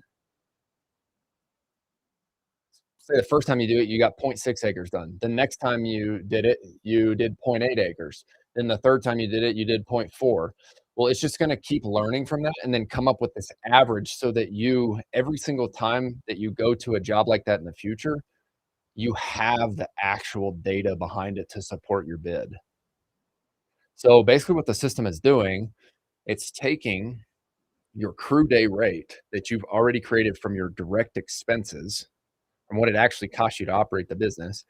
And then it's taken the data that you are logging in it at the end of each day. It's combining those two things together and it's building this pricing profile for you for your future job. So just know that every single day that you log in here, you are getting smarter. You are building a better and more resilient pricing system for your business. Now, guys, nothing like this, to my knowledge, exists in the land clearing and forestry mulching space right now.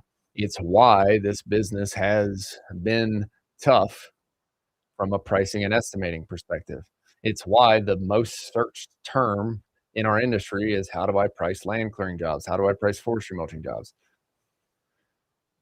It's why so many guys take the lazy way and charge the crew and charge a day rate. Hey, I'll sell you 8 hours of my time for $3,000.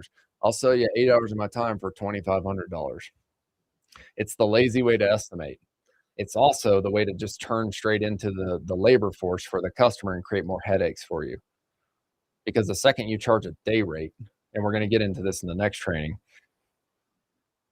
the second you tell them, I'm charging, I'm charging 2,500 for 8 hours a day, they're going to be watching their clock and making sure that you're there at 8 a.m. So what happens whenever one of your guys calls and says, hey man, we got a flat tire, we're going to be an hour late? Well, now you're hearing from him, then you're hearing from the customer, and the customer's like, what the heck, I thought you were going to be here at 8. Well, are you going to stay an hour late, or are you going to work through lunch? What time's lunch? You can avoid all those questions by building a per project price, which is what we're going to cover in the next training. Okay, so once again, you are building this average for your specific profile if you're using ClearPath. Now, if you're using the spreadsheet, that's obviously yours as well. But look, the best businesses in this new wave of AI are going to be the ones, one, who adopt AI, but two, build business based off data. The best businesses in today's age have access to real data. That is their internal company IP. Okay. So ultimately, the end goal here, and I've already kind of covered this, is you walk up to a new job, it's 2 acres. Your production rate, your average production rate based off what the system has been tracking is 1.2 acres per day. That calculates an estimated duration of the job as 1.67 days. It multiplies it by your crew day rate, aka what your what it costs you to operate your equipment, your labor, your overhead, and your profit for that specific crew. And then it kicks out a bid. So this is the vision for where we're going with ClearPath. And if you're using it already, I would encourage you to start logging your production rate at the end of each job. The tool's already built, it's already improved, it already stores your crew day rates, and it can log your production rate data based off of a couple weeks ago. And every job that you update is going to make your bid sharper. So look, inside of Accelerator right here, here's some downloads for this lesson. You're going to get a production log sheet. That's a spreadsheet that we've been talking about. If you want to do this manually inside the sheet, that is included.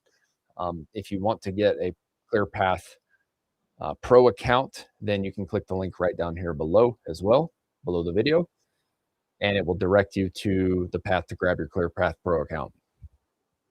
You're also going to get a 3x3 matrix guide where we outline what a 1, 2, 3 job looks like, more information on vegetation, slope, and access. So the implementation for this week, do this now. Let's open up the spreadsheet. I want you to have 1 row per job if you're using the spreadsheet. I want you to backfill your last 5 jobs from memory. I want you to calculate your acres divided by the days that it took you to complete the job. And then I want you to group this by rating band. Now, once again, this is if you're doing this on the spreadsheet version. If you decide to go the ClearPath route, ClearPath's just going to do all of this for you. It's going to prompt you to input this information, and then it's going to run all these formulas on the back end and leverage AI to help you. Once again, if you're doing it on the spreadsheet, I want you to log every job for 30 to 60 days on that spreadsheet. But we need to make sure that you're grabbing your actual production rate that you're completing. And what we're going to do moving forward is we're going to use the data that you track to come up with production rates for the different variables on the 3x3 matrix. More work if you do it on the spreadsheet, but the tool is included to use. If you use ClearPath over here, you're going to input the information. We're going to leverage AI and help you do this faster with less headache. So either backfill your last 5 jobs with the spreadsheet or start filling out your information in ClearPath so that we can start tracking your production rate from here on. Here's the format. What I want you to do is I want you to go do this after you fill out your last 5 jobs.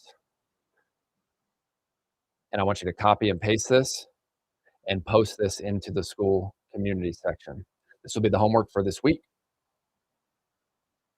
And you will be done with lesson 3 when you have at least 5 jobs logged with a 3x3 rating in actual jobs. You can name your average acre per day for at least 2 rating bands.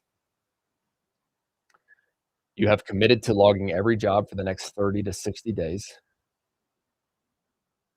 And tracking is going to be guessing. I want to hammer that home. You can keep estimating and guessing.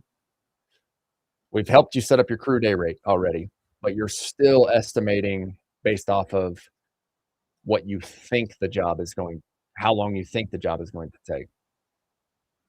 You will always be estimating based off of a guess, based off of something that's in your head or your salesperson's head, unless you start tracking how fast that crew is moving through a given type of job. And when you start tracking, you are going to develop the internal IP in which you build and grow your company from. I hope you've enjoyed this, and I hope this makes it easier to think about how to price your land clearing or forestry mulching jobs, no matter where you are in the country, no matter what type of equipment that you're operating. Okay, and in lesson 4, we're going to be covering how to turn crew day rates and production rates into one project price that homeowners can say yes to. We'll see you in the next training.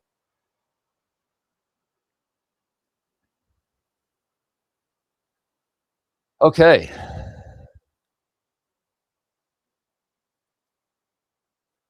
That was a quick run through here of kind of behind the scenes, one of the trainings that we do in Accelerator.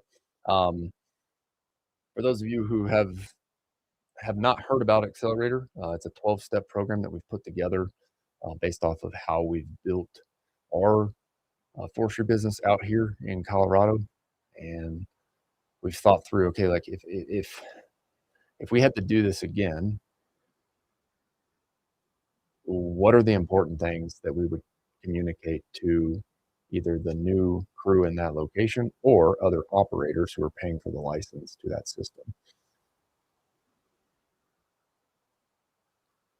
So that is one of the behind the scenes one. Every time that I go through teaching the cohort, I work to make it simpler. And so that's what I'm doing right now. We've had quite a few people sign up over the last month for this cohort, and I can't sleep at night if I'm not improving something. And so here we are, 12:22 a.m. Saturday night. Kids are asleep, obviously. Um, Recording the trainings is challenging with a 1 year old at home. Even with my office in the garage, we still got, I can still hear the baby crying. And I realize that this is a skill deficiency on my end, and my ability to focus right now, the skill that I have there is not quite good enough yet to be able to just push through the baby crying. And so every time that I get a free hour or two during the day, in between calls or in between um, whatever comes up throughout the day, when the baby starts crying or uh, my wife takes the kids somewhere and the garage door opens, it just crushes the focus. And so I'm working to get better at that. I believe if I had a little bit more mental resiliency built up, I would be able to work through that. But right now, I have to do this stuff either like super late at night or really early in the morning when the kids are sleeping, um, just because this is the current situation. And so I'm I'm thankful you guys have joined here. And I thought about it tonight. I was like, you know what? I'm really big on this live stream. Like I think live stream is the future of marketing and content creation and whatnot. And so I just figured, like, you know what? If we're going to be here in the office, we may as well be showcasing behind the scenes. I think you guys know this at this point. Like, I'm pretty much an open book um, for a lot of things, and I really do enjoy seeing other guys succeed in this business. It's a fun time to be in this business. The industry's catching a lot of traction. I think customers are becoming more aware of the solution that we have for their problem. Um, there are people who are making more people aware of it online. And yeah, it's a fun time to be in the business. Um, Anyways, long story short, recording these, as you guys have seen, if you've been here the whole time, I'm working to increase the skill of being more clear and concise with the slide decks because it keeps the brain on track. Um, and then every time that we work back and forth with Claude, I'm just working to increase the skill of Claude so that we can do that on a repeatable basis. And so, if you guys were here earlier, you saw us improving the Claude skill, and I hope that maybe some of the prompts back and forth and how we go back and forth with Claude could be helpful for guys. So, figured we'd just go live tonight and show you behind the scenes of what it looks like. Um, yeah, we'll save the skill. So this is important. So I've created the skill, owner op slide deck skill. That's been created for a while. I mentioned this earlier, but we updated the slide deck skill to incorporate some images in it. And tonight I pushed on it a lot to go back and forth. I had to make a lot of edits and updates, more than normal. So I want to make sure that this skill gets saved.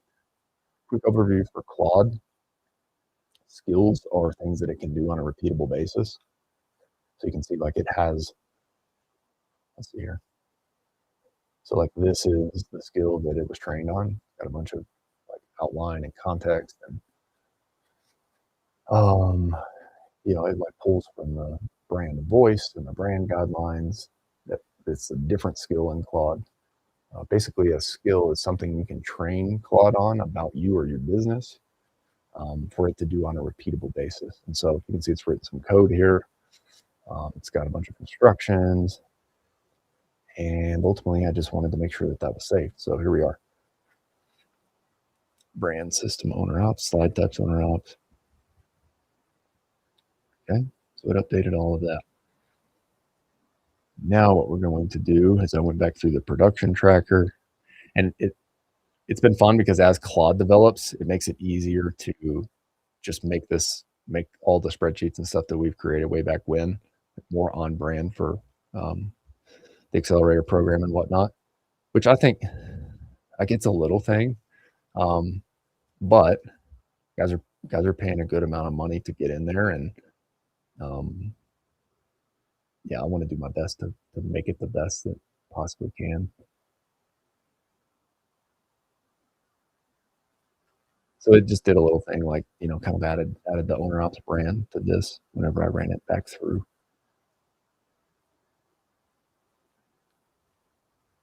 And then it added some more, yeah, just colors and things like that.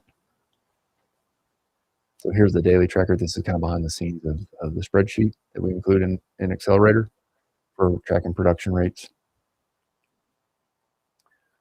You can see these are all the data types or the tags that I talked about inside the presentation. We have trained ClearPath on like what I teach in Accelerator from a systems and operations perspective, and then we've married that up with what Jacob coaches on the sales and marketing side with all of his clients. And ultimately, like we see the business very similarly. But I go deeper on the operations and the systems. He goes deeper on the sales and marketing stuff. And so that's why it made sense to train ClearPath on both of the knowledge bases, just because we believe that it's better with both. It's better for you guys as operators as both. But like, here's all the data points that it's getting trained on right here on the back end matrix. So if you're using ClearPath, like all this is getting done behind the scenes for you. All you have to do is just tell it how much you produced. If you want to track it over here, these formulas are set up to sort of kick all these numbers out. You just have to fill out the daily tracker here. At this point, we're to a point with technology where AI, I believe, can and should replace spreadsheets. At the time of when I first created Accelerator, we weren't there with AI, and so that's why I included all of the spreadsheets inside of here. But now we're kind of in that transition point where it's almost like if you don't transition over to AI and you're still doing spreadsheets, it's just going to take you way longer.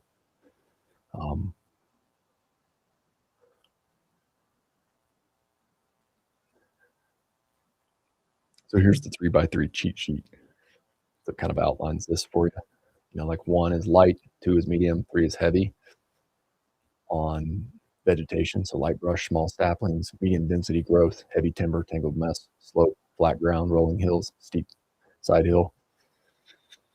Access, trailer pulls right up, you unload right there. Some obstacles like rocks are the most common one here.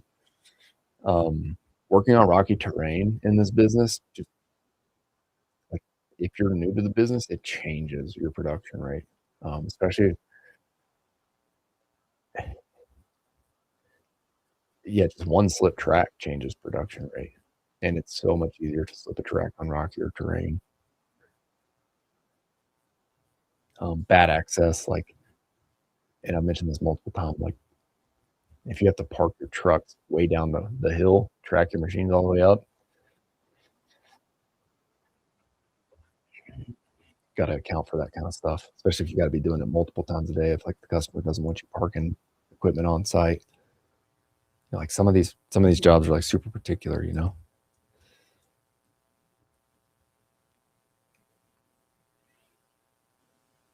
So that's behind the scenes there. I hope this has been helpful for you guys. And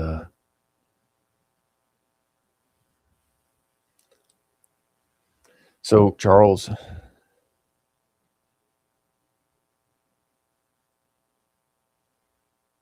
when you input the actual work got done, so in ClearPath, like it's gonna prompt you for a notes section. And this is really where we want to lean on the AI portion of it. So if you're logging this in a spreadsheet, you're just going to have to write that in a box in the notes and then kind of come back and take into account why your production rate was lower But the cool thing about AI and the way we're building the system is to basically take that input. For example, if you're on a job where you're consistently hitting 1 acre per day of production rate, and then, yeah, let's say you wrap up a fence on the other day and it just kills production and you only do zero point 0.6 or zero point 0.7 acres that day, then we would want you to take notes of that, because if you don't tell the system the reason why you had less production on that day, then it's just going to assume that you hit some other variable um, that it needs to account for. But if you tell it in the notes that, hey, I hit this mulcher, excuse me, I hit this fence, it's all wrapped up in the mulcher, and this killed my production rate this day, then it's basically just going to take that as a note. And then what the AI should do at that point is look at the average of the whole job, and the logic behind it would say, okay, Chuck hit on average 1 acre of production rate on this 5-day jobs for every day other than when he hit the fence and the line. And then it's just going to take that into the equation so it doesn't skew your long-term averages. Does that make sense? So to answer your question, telling it more notes and more details is going to be more beneficial for you building a better pricing model. Because otherwise, if it doesn't have those notes, it's just going to assume that like that should go into the average. Yeah, man, happy to share here. This is fun for us. Glad it's been helpful for you guys. Okay, Chuck, anything else on your end? I'm gonna count that as a good pre-run on the recording, and then I'll record the behind the scenes one first thing tomorrow morning. But that's kind of how I go through prep for slide decks. I really like thinking through communicating things. And at this point with Claude, it's getting easier to make slide decks faster. And yeah, it's fun. So I hope it's been helpful. Anyways, I'm going to log off here on the live stream, but we'll see you next week, Friday, on the live stream. Thanks and have a great night.